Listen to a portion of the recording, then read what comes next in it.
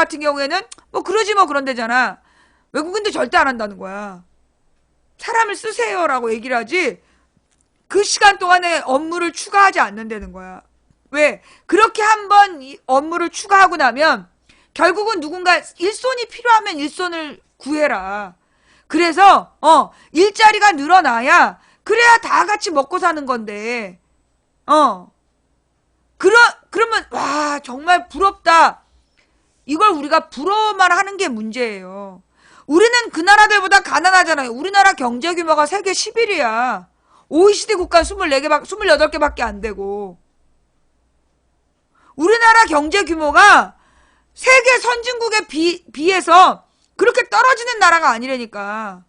그런데 우리나라의 새누리당 지지자들이 끊임없이 우리는 후진국이라고, 우리는 개발도상국이라고 주장하는 거야. 그래서 뭘 노리는 거냐 하면 우리 국민들이 선진국처럼 요구하지 못하게 하는 거야. 이미 다른 나라에서 우리나라를 다 선진국으로 봐. 예. 다른 나라에서 우리나라를 전부 다 그 선진국으로 보는데 새누리당만, 지금은 사라진 그 새누리당, 지금 어디서 뭘로 숨어 있는지 모르겠지만 그들만 우리나라가 후진국이다 라고 주장하는 거야. 개발도상국이다. 왜? 그래야 선진국 수준의 복지를 요구하지 않고 선진국 수준의 노동 시간을 요구하지 않기 때문에, 그래서 일부러 그렇게 얘기하는 거야. 지금 존재하는 당 이름 얘기하시면 안 돼요. 예. 이것도 선거에 영향을 미칠 수 있기 때문에. 우리나라 경제 규모가 선진국인데 국민의 복지 수준은 선진국이 아니야. 이유가 뭘까? 정권이 썩어서요? 아니요. 국민들이 바보라서요. 뭐요? 자, 내가 이런 얘기하니까 여러분들 어떤 생각이 들어요? 좋겠다. 우리랑은 먼 얘기예요. 그러니까 안 되는 거야. 그러니까 안 되는 거라고. 여러분이 진짜 개미처럼 일해가지고 세계에서 생산량으로 따지면 세계 11위 규모야. 그것도 인구 대비 생산량으로. 충분히 우리 국민이 선진국처럼 먹고 살 수 있는데 지금 막 이건희네 집안, 막 정몽군의 집안, 얘네들만 귀족처럼 살아. 왜? 우리가 바보라서. 그런 나라는 좋겠다. 우리랑은 먼 얘기잖아요. 그러니까 등신인 소리를 듣는 거야, 우리가. 국민 등신주의. 그래갖고 국민들이 다 똑같이 바보야. 그래갖고 당연한 자기의 권리를 찾고 살질 않아. 그래서 이렇게 된 거예요. 여러분들이 당연히 요구할 수 있는 건데 당연히 요구했다가 잘리면 어떻게 해요? 라고 얘기하잖아. 여러분 모두가 똑같이 요구하면 못 잘라요. 누구나 똑같이 그런 기준으로 일을 해야 된다라고 생각한다면 못 자른다고. 그런데 자기가 잘리면 어떡할까라는 그 열등감 때문에 나는 모자란 사람이고 나는 부족한 사람이라서 나는 시키는 대로 해야 돼 라고 생각하기 때문에 그래서 개선을 못하는 거야. 그러니까 여러분의 열등감은 그들이 만든 열등감이에요. 외모로 인한 열등감, 학벌로 인한 열등감, 그거 전부 다 그놈들이 만든 열등감이야. 그래야 얘네들이 요구하지 않거든. 뭔 말인지 못 알아듣겠어?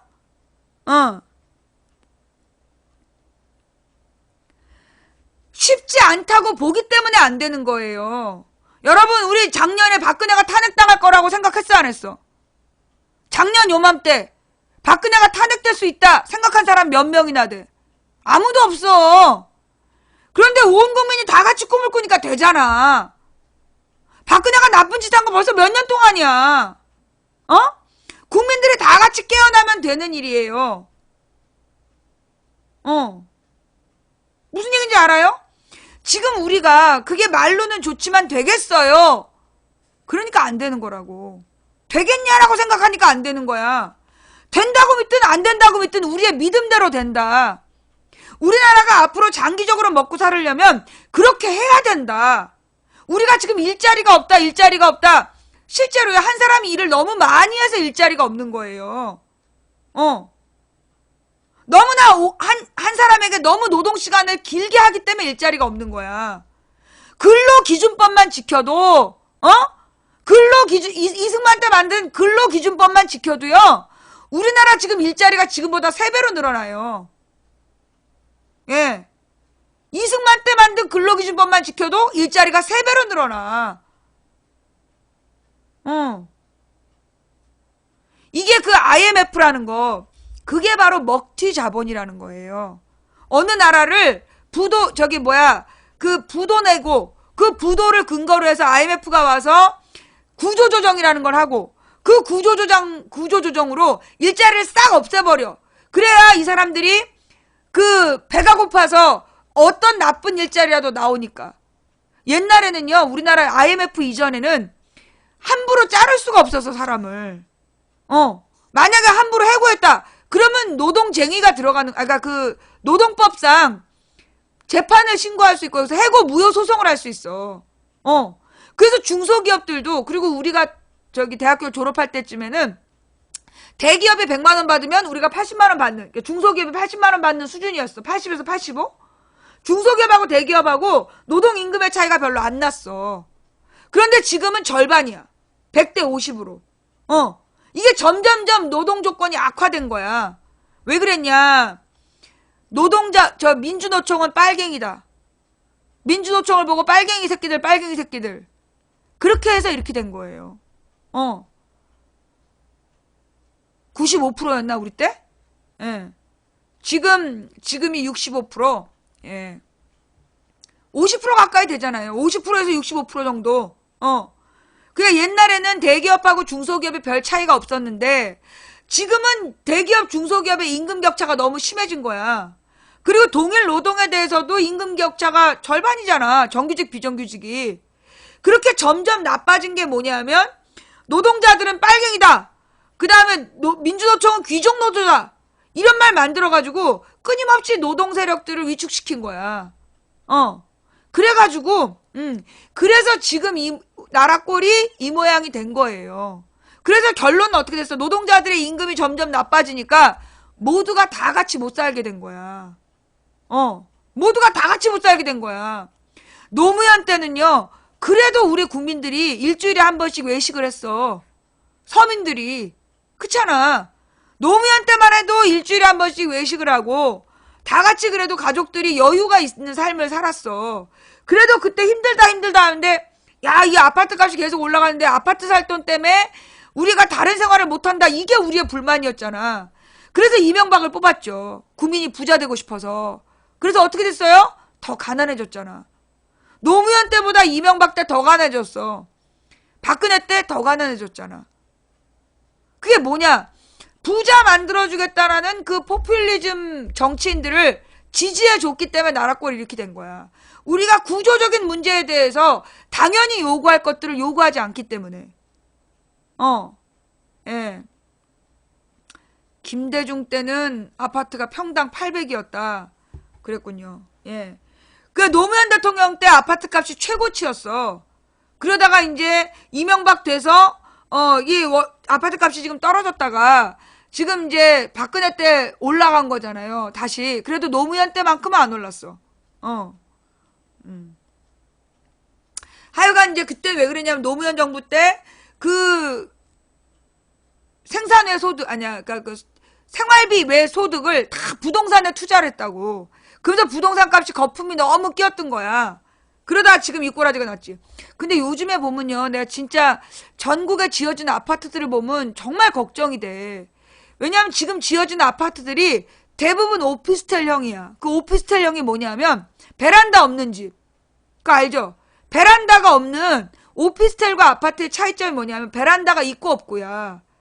아파트는 반드시 베란다가 있어야 돼. 그러면 이 베란다가 왜 필요하냐? 집안에 화재가 나면 베란다로 탈출을 해야 독가스로부터 도피가 되는 거야. 근데 요즘 집들은 전부 다 오피스텔형으로 지어. 그게 뭐냐면 이제 그 주상복합 형태로 지으면서, 왜냐? 그 건축법상, 아니 건축법이 아니라 뭐더라, 무슨 부동산 세에서 아파트를 두 채 갖고 있는 세금하고 아파트 하나 오피스텔 하나 갖고 있는 세금하고 달라. 오피스텔은 세금이 다르다는 거야. 그래서 아파트와 오피스텔을 갖고 있으면 이건 1가구 2주택이 안 된대라 그래. 그래가지고 다 오피스텔형으로 짓는 거야.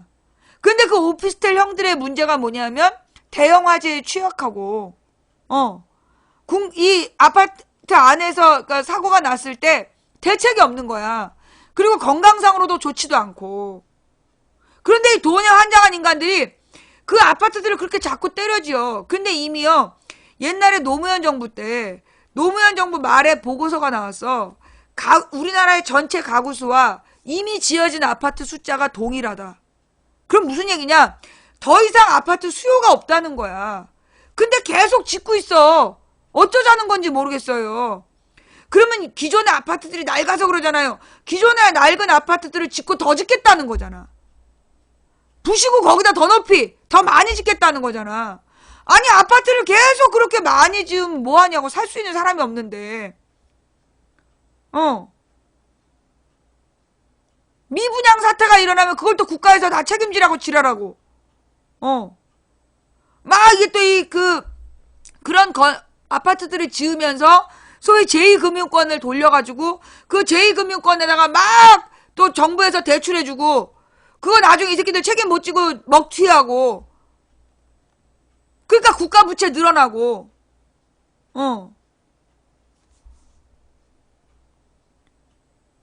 이게 온 나라가 그래. 온 나라가 정말로 돈을요, 내가 볼 때 우리나라에서 아주 쓸데없는 데다가 쓰는 게 두 가지야. 하나가 아파트 짓는 거하고 하나가 대학 보내는 거. 그 돈만 아껴도 우리나라 경제를 완전히 뒤집을 수 있어. 완전히 새롭게 만들어낼 수 있다고. 모든 사람이 다 같이 먹고 살 수 있는 체제를 만들 수 있는데 결국은 이게 어떻게 된 건가? 우리 국민들이 그런 생각을 못해서 그래요. 그래, 네 자식은 대학 보내지 마. 내 자식 보내게. 네 자식이 그래서 대학 가봤자 취업이 안 된다니까. 너가 최순실이 아니잖아. 그러면 말을 사줄 수도 없고 말을 삥 뜯을 수도 없고. 우리 자식들은 아무래도 길이 뭐 없다니까. 그러니까 이제 그걸 기어이 애들 대학 보내봤자 어차피 정규직 되고 그 다음에 고위직 되는 건 지네들끼리 다 해먹는 거야.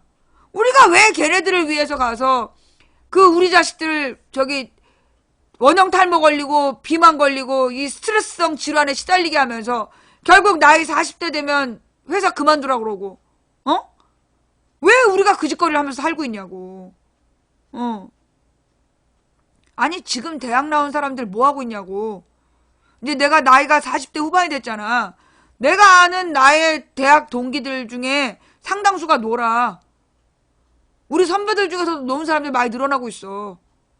대학을 나오면 뭐 하냐고. 진짜 아무짝에 쓸모없는 거야. 대학 나와도 노인정 가고 대학 안 나와도 노인정 가. 우린 다 늙어. 대학을 나와도 늙어. 일자리도 없고. 굳이 대학을 그래도 우리 나이 때, 그러니까 우리 선배들, 지금의 50대만 하더라도요, 고등학교만 졸업해도 직장이 있었고, 대학을 졸업하면 돈을 벌 수 있었어. 근데 우리 나이 때부터 그러지 못하게 됐고, 그저 그냥 근근히 생활 유지 정도 할 수 있었다라고 치면, 지금 우리 후배들은 대학원을 나와도 놀아. 공부만 해. 그 다음에 그 밑에 있는 애들은 대학 나와서 아르바이트 해. 점점 더 나빠져. 그렇기 때문에, 우리가 정말로 이게 다 우리의 사회적 손실 아니야. 아니, 그 막대한 돈을 왜 사지도 않는 미분양 주택을 만드는 아파트에다 쏟아붓냐고. 그 많은 재원을. 그리고 이 아이 하나당 1, 2억이다? 그럼 평균 1.5억이다? 10만 명이면 얼마야? 근데 지금 대입반 애들이 뭐 한 4, 50만 될 거 아니야. 최소 60만? 60만 명이 1억 5천을 쓴다라고 생각해봐. 그거 얼마나 낭비냐. 물론 가난한 애들이 못 쓴다라고 치고 그러면 절반 정도가 1억 5천을 썼다. 그럼 얼마야? 그 무지막지한 돈. 아니지. 그러니까 더 많이 쓴 애들이 있고 못 쓴 애들이 있으니까 평균 1억 5천으로 쳐야 돼. 평균 1억 5천으로 쳐서 그걸 50만 명이 쓰고 있다. 50만 곱하기 1억 5천을 한번 해봐. 그럼 50만 곱하기 1억 5천을 우리가 해마다 낭비하는 돈인 거야, 그게. 그래놓고 애들이 그동안 너무 고생해갖고 직장을 갔는데 결혼을 못해. 중노동에 시달리느라고. 손주를 못 낳아와. 부모들은 진짜 개거품을 무는 거지. 그래, 그 1억 5천을 투자하면 얘가, 그래도 좋은 직장 가가지고 빨리 결혼해서 이쁜 손주를 갖고 올 수 있는 줄 알았더니, 웬걸? 아주 그냥 떡이 돼서 들어와가지고 시체처럼 자다가 아침에 거의 좀비처럼 회사 출근을 하네? 손주는 먼 것이 돼서 맨 텔레비전에서 애기들만 보고 앉아있고, 우리가 이렇게 불행하게 살면 안 되잖아요. 자, 예.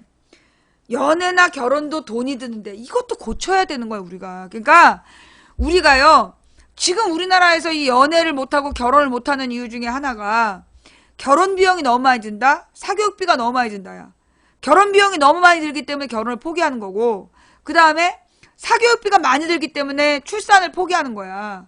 근데 이 결혼 비용에 제일 비싼 게 뭐냐? 아파트예요. 이 집을 구하는 비용이 너무 많이 드는 거야. 그래서 옛날에 박원순이 주장했던 게 뭐냐면, 신혼부부들에게 집을, 뭐 10년이면 10년 이렇게 대여해주는, 장기 임대주택을 신혼부부들을 위주로 해서 빌려주는 그런 제도를 만들어야 된다. 그런 얘기를 했었다고. 그럼 지금 결혼을 못하는 이유들이 뭐냐면, 집 구할 돈이 없고, 집이 없으니까 결혼을 못하는 거였단 말이야. 근데 이 신혼부부들에게 결혼 혼인신고를 하면 장기 임대주택에 거주권을 주는 거야, 10년 동안. 예. 그러면 그 10년 동안, 혹은 20년 동안 장기 임대주택에 저렴한 임대료를 내면서, 자기가 이 10년이나 20년 뒤에는 독립해서 나갈 수 있는 그런 이제 기회를 주는 거죠.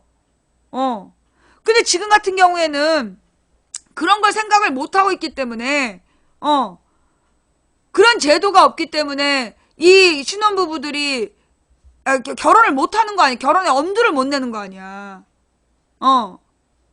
예. 그 임대주택에서 살자 그러면 뭐 살겠어요? 야, 나는 결혼할 때 우리 신랑 아무것도 없었다니까.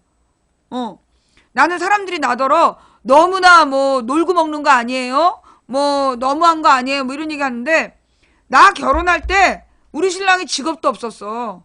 방 한 칸 구해오지 못했고, 그 월급이, 직업이 없으니까 월급이 없었지. 우리는 그렇게 결혼했다니까. 왜? 나는 우리 신랑이 인간적으로 참 괜찮은 사람이다.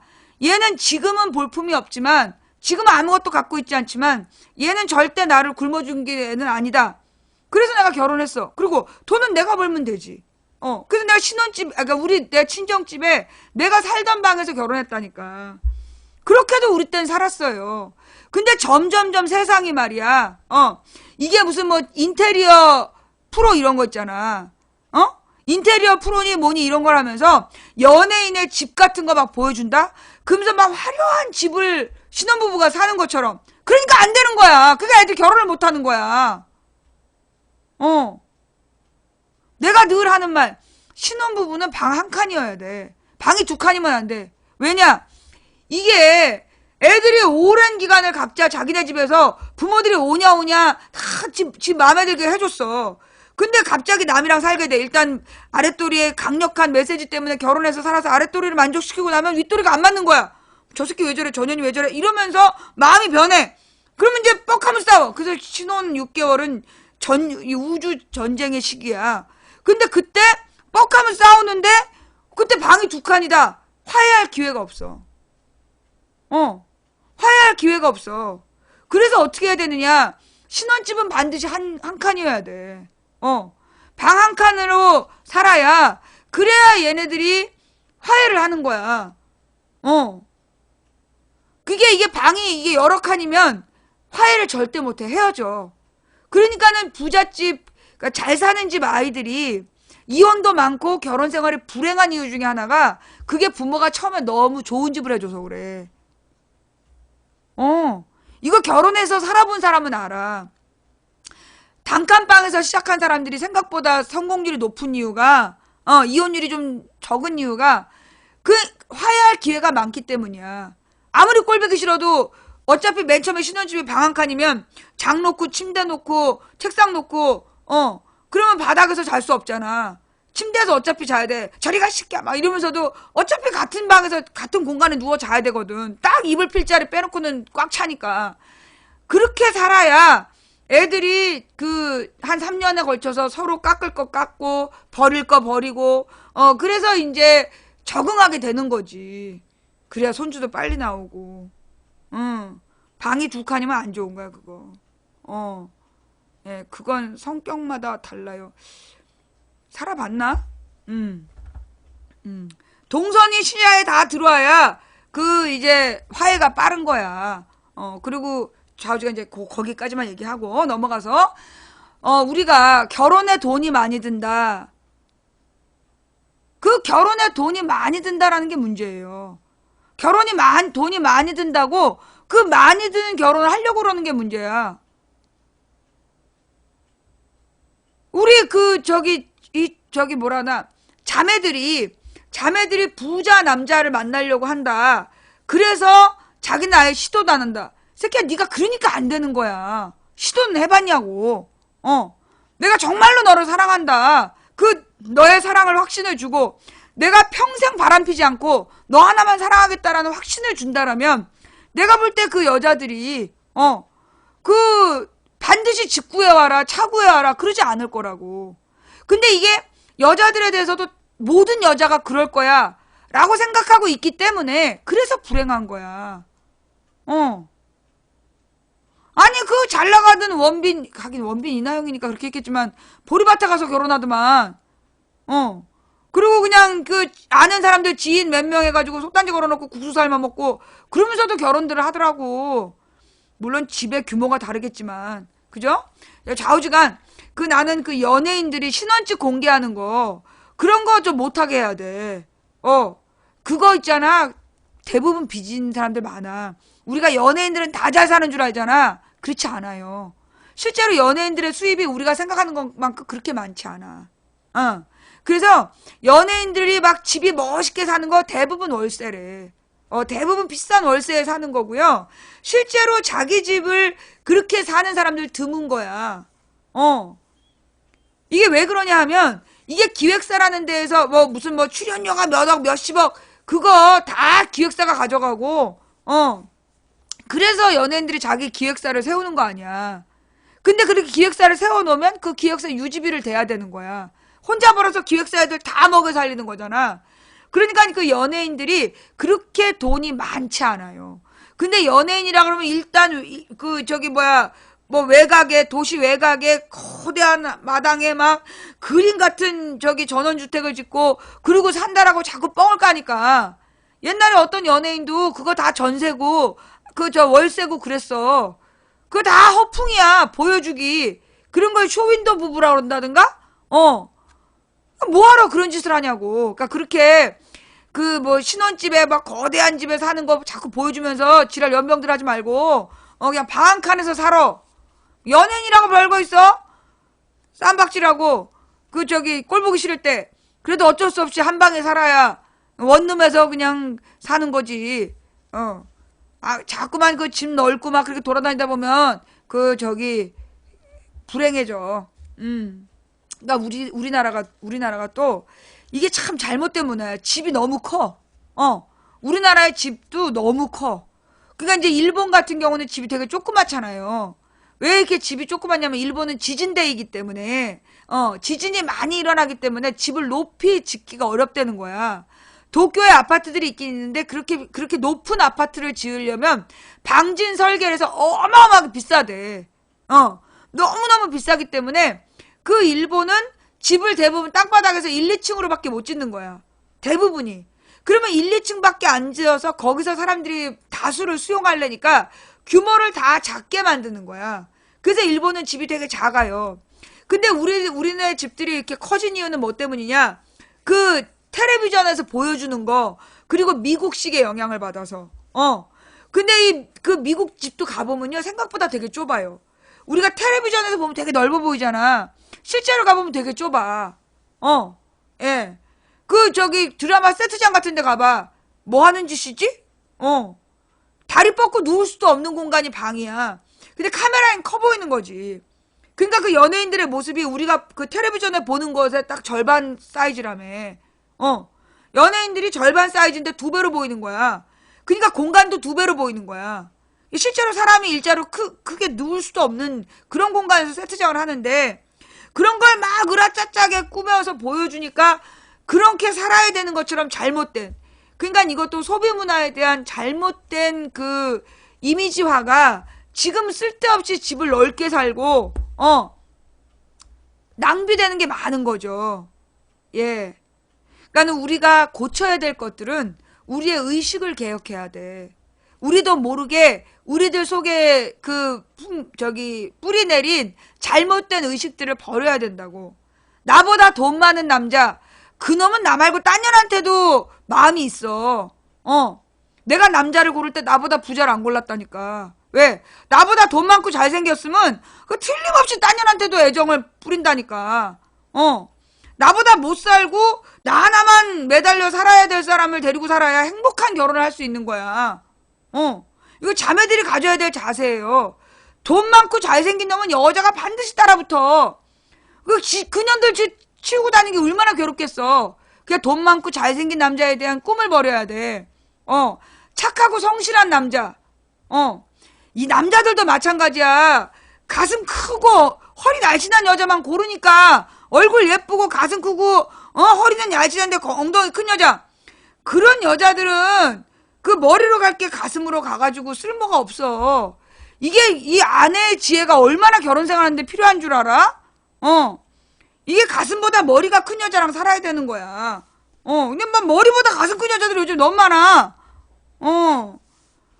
이 남자들도 너무 가슴 큰 여자, 이 여자들은 돈 많은 남자, 그 2가지를 버려야 된다니까. 이쁜 여자들도요, 아무리 이쁜 여자랑 살아도 3년을 못 간대잖아. 잘생긴 남자도 그래.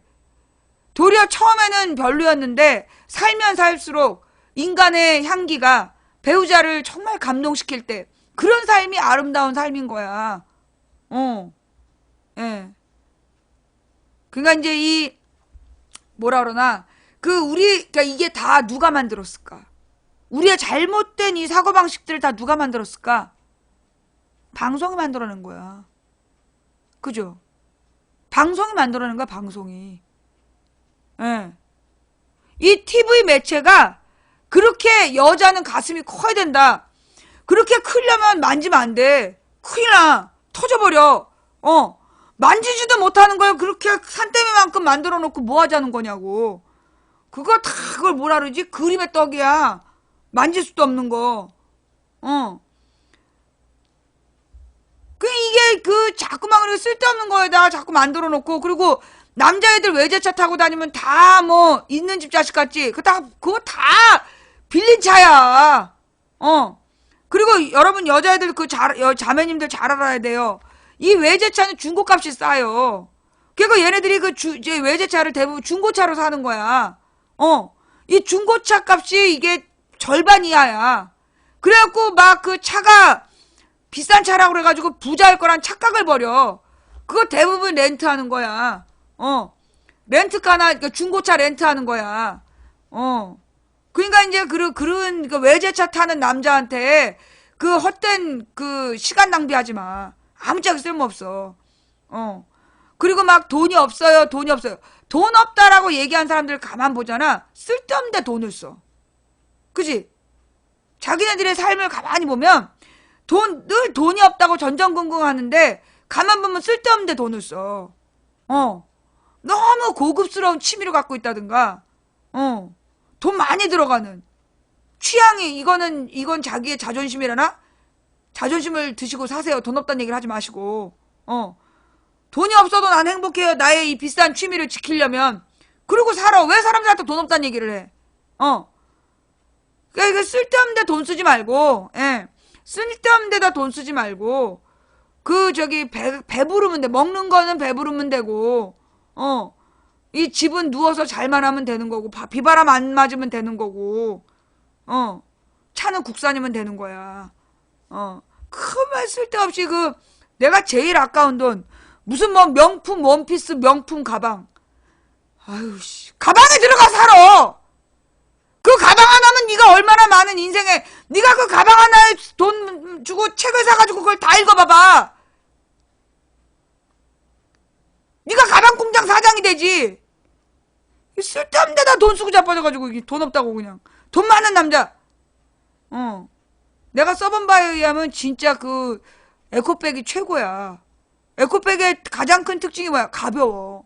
나이가 들수록 무거운 가방 못 들고 다니는데 가볍고, 그 다음에 뭐든지 다 넣을 수 있고, 계속 늘어나. 에코백이 가방 중에서 최고야.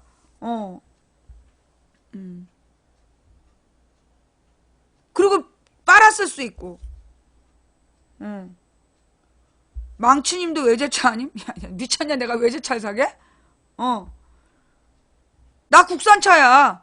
나 국산차 2대야. 레이, 소렌토. 근데 문이 다르던데, 운전대가 다른데, 그거 좌우 반전이야. 아니, 어떤 분이 나에 대해서, 역시 왼손잡이라고, 천재라서 왼손잡이래. 아니야, 나 오른손잡이야. 카메라가 좌우 반전이야. 이게 거울 효과라는 건데, 그게 뭐냐면, 우리가 거울을 보고 움직이는 건 익숙하잖아요. 근데 방향을 뇌가 판단을 빨리 해. 근데 거울 효과가 아니면, 움직임이, 그 뇌가 한번 뒤집어야 되는데 그게 되게 어려운 일이야. 그러니까 보통 거울 효과로 하는 건 내가 방향 맞추기가 쉽기 때문이야. 중심 잡기가 쉬워. 거울 효과를 안 해놓잖아요. 그럼 자꾸만 한쪽으로 찔그러져. 자기 딴에는 가운데로 가는데 반대로 가는 거야. 그래서 이 거울 효과로 만들어 놓은 거라서 그렇지. 내가 타고 다니는 경차는 레이, 그 다음에 큰 지방 가는 차는 소렌토. 차 진짜 좋아. 내가 이제 모닝이라고 그러나? 모닝인가 그것도 타봤는데, 레이는 진짜 힘이 일단 좋고, 힘이 좋고 실내가 굉장히 넓기 때문에 쾌적해요. 그러니까 레이를 탔을 때 공간이 넓기 때문에 뭐라 그러나 그 답답하질 않아. 근데 경차 중에 작은 뭐 스파크라든가 요런 애들은 이게 체구가 작은 여자들한테는 좋은 것 같아. 근데 이렇게 이 뚱뚱한 여자들에게는 레이가 별로 안 맞아. 남자에게도 마찬가지고. 근데 이제 이 레이 뒤쪽을 딱 접으면요, 트럭이에요. 어마어마하게 싫어. 그래서 이 레이가 짐 실기에도 좋고, 그리고 이게 문을 가로로 열 수 있어. 아니, 이렇게 미닫이로 열어. 그러면 이렇게 늘 문콕, 그 문제가 없어. 레이가 애들 데리고 다니는 게 좋은 게, 애들이 문을 확 열어갖고 옆차를 꼭 찍잖아. 근데 얘는 가로로 열기 때문에, 이게 드르륵 봉고차처럼 열기 때문에 애들이 문콕할 위험이 없어요. 예, 그런 게 좀 좋고, 그 다음에 레이가 넘어진다고 누가 그래. 내가 레이 2년 타는데 한 번도 넘어진 적 없어. 레이가 넘어질 것 같아요. 그거 개소리야. 레이가 얼마나, 내 코너링 많이 했는데요. 절대 아무 문제 없어요. 그리고 이 레이가 달릴 때, 굉장히 지면에 딱 달라붙는 그런 기능이 있어. 우리가 경차 그러면 이렇게 통통 튈 것 같잖아. 근데 레이는 달리면 달릴수록 쫙 바닥에 이 달라붙는 안정감이 줘. 그래서 내가 볼 땐 레이가 경차 중에서 아주 좋은 차예요. 예. 그리고 이 경차도 경차 나름인데, 이 레이는 좀, 근데 대신 비싸. 레이가 가격이 좀 비싸요. 예. 비싼 대신에, 뭐라 그러나, 실내가 쾌적하고, 주차도 쉽고, 그러니까 실내가 굉장히 넓은데, 겉에 사이즈는 똑같은 거야. 그래가지고, 뭐라 그러나, 주차가 쉬워. 예. 그리고 이제 소렌토는, 내가 이제 소렌토 산지 지금 작년 6월에 사가지고, 지금 한 9개월 탔는데, 이게 이제 주로 지방을 갈 때 쓰고, 그 다음에 이제 이 소렌토 같은 게 경유차잖아요. 이 경유차는 내가 전에 옛날에 산타페를 타다가 투싼을 타고 이제 소렌토를 타는데, 내가 산타페 때는 2000cc로 굉장히 등치가 컸어. 그래가지고 막 속도를 낼 때 그 산타페는 등치가 크기 때문에 힘이 좀 딸렸어. 근데 투싼을 사니까 똑같은 2000cc로 등치가 작아져가지고 힘이 좋더라고. 근데 이제 이 소렌토는 등치가 크잖아. 그래서 2.2를 샀어. 2.2 버전으로 샀는데, 그러니까 소렌토랑 투싼 같은 힘은 갖고 있는 거야. 동체 자체를 이동하는 힘이 200cc가 더 들어가갖고 힘이 좋으면서 그러면서 내가 또 엔진을 나는 그 S-오일만 넣어요. 가능하면 나는 S-오일을 넣는데 그 경유는 내가 써본 것 바에 의하면 S-오일이 제일 좋아. 그 다음에 그 두 번째로 좋은 게 현대, 세 번째가 SK, 맨 GS가 제일 안 좋아. 근데 실제로 뭐 그 차에게 가장 건강한 건 GS로 나온대. 그 화학 성분상. 근데 힘이 S-오일은 정말 부드럽고 힘차게 나가. 그 다음에 그 현대차가 그거보다 조금 떨어지지만 그래도 괜찮아. 급한데 S-오일이 없다. 그럼 내가 현대를 넣어. 근데 아니면 난 SK는 웬만하면 안 넣고 그 GS는 차라리 차를 세울지언정 안 넣으려고 했어. 근데 차의 기름도요, 한 종류로 계속 넣는 게 엔진이 길이 잘 들어요. 예. 차를, 한 종류로 계속 넣는 게 엔진의 길이 잘 들어. 그리고, 뭐라 그러나, 여러분이 도시에서만 타는 경차이라도 한 번씩 쫙 달려줘야 돼. 적어도 일주일에 한 번이나 한 달에 한두 번은 뭐 장거리를 쫙 달려줘서 엔진이 충분히 돌아야 엔진에 때가 안 껴요. 예. 이제 그런 것들이 그 차를 잘 관리하고 오래 써도 좋게 탈 수 있어. 내가 그래서 투싼을 10년을 탔는데 정말 10년 동안 정말 힘이 좋았어. 그리고 차는 사가지고 처음에 1년이 중요해. 예. 처음에 한 달 동안은 급정차나 급브레이크를 안 하는 게 중요하고 그 다음에 1년 동안 그 정기적으로 장거리를 타주면서 엔진에 기를 들여야 돼. 그러면 이 엔진이 좋은 차는요, 오래 가도 그러니까 피곤하지 않아요. 근데 엔진의 길이 잘못 들면 운전할수록 운전하는 사람이 힘든 거야. 예. 내가 투싼은 옛날 버전이라 그 경유 기준, 그 경유 기준에 걸릴까봐 내가 차를 바꿨어. 중고차로 팔고, 그 진동도 덜하고요. 그 뭐라 그러나 이 속도를 낼 때 이렇게 장거리를 이렇게 쭉 1년 동안 길을 들여 놓으면 속도를 낼 때 힘이 안 들어. 근데 이게 이 엔진이 길이 안 든 차는 그 속도 낼 때 힘이 너무 많이 들어요. 그런 부분들이 이제 차를 운전하면서 관리하는, 그리고 이제 사실 뭐 엔진 오일을 그렇게 자주 갈 필요 없다고 그러는데 내가 타본 바에 의하면 뭐 한 10,000km에는 한 번씩 갈아주는 게 좋고 10,000km 이내에서, 예.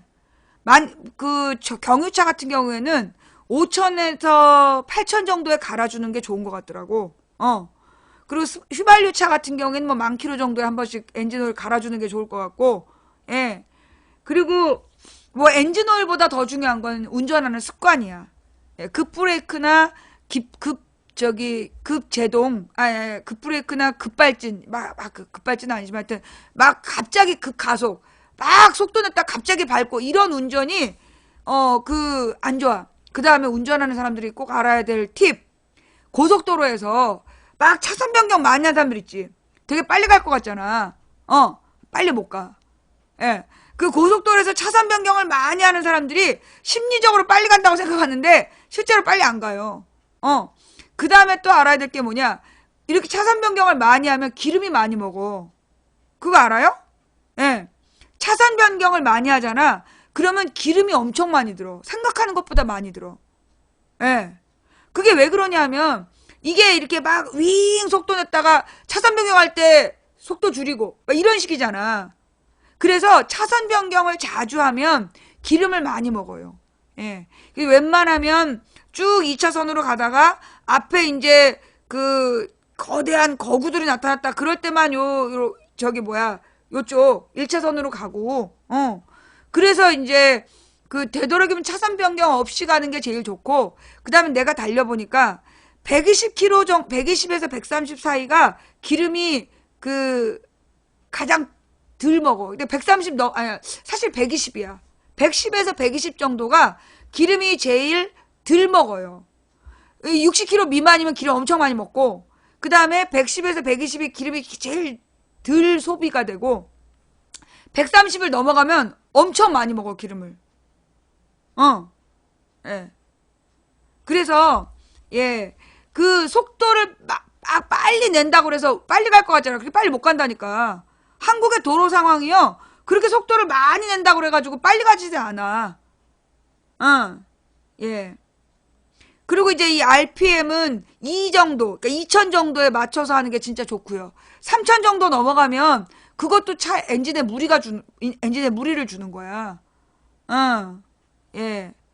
그러니까 그 RPM은 자꾸만 이 엑셀을 밟을 때 막 윙윙 올라가는 거잖아. 그렇게 RPM을 많이 먹는 것도 별로 안 좋아요. 그리고 막 이렇게 자꾸 밟았다 이거 엑셀 밟았다가 브레이크 밟았다 반복하면 차도 힘들고 사람도 힘들어. 예. 그러니까 웬만하면 규정 속도를 지키고 차선 변경 많이 하지 않는 게 건강에 일단 좋아.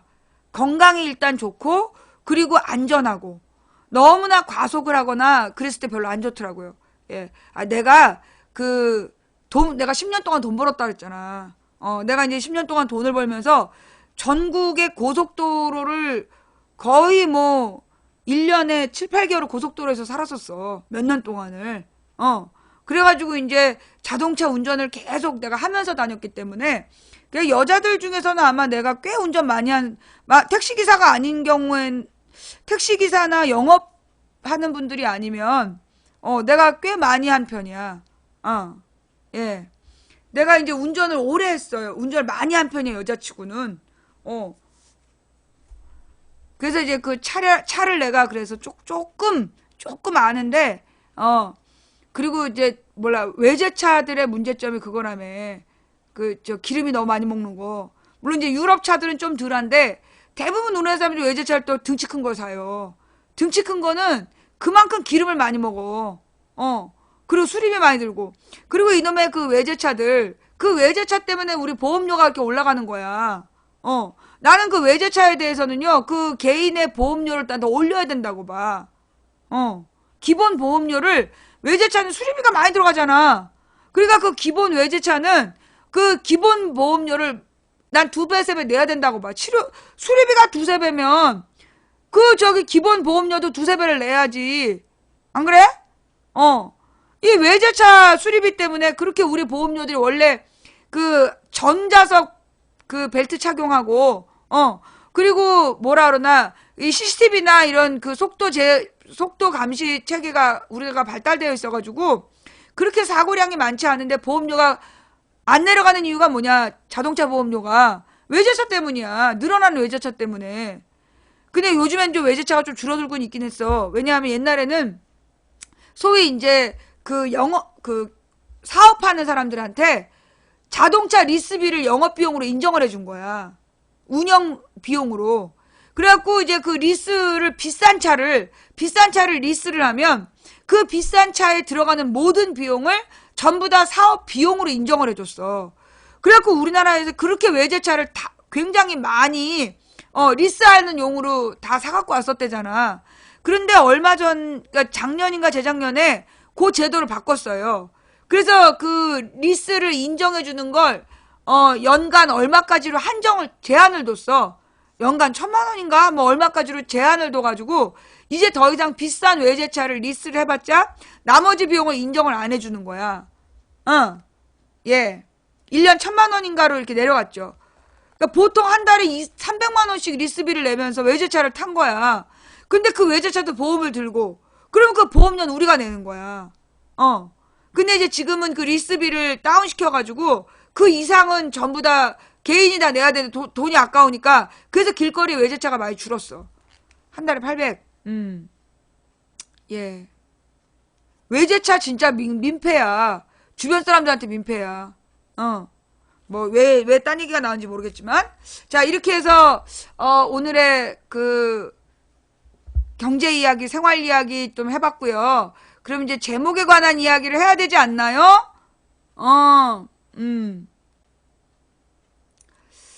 그거 다 리스일 거예요. 아마 아프리카에서도 BJ들이 외제차를 탔다면, 그게 왜 그러냐. 별풍선 소득이 많으면 그것도 소득 신고를 우리가 다 한단 말이야. 그때 다 비용 처리를 할 수 있어요. 리스한 거를. 리스한 거를 비용 처리를 할 수 있어서 아마도 그 리스들을 많이 했을 거야. 근데 아마 지금은 그 리스 비용을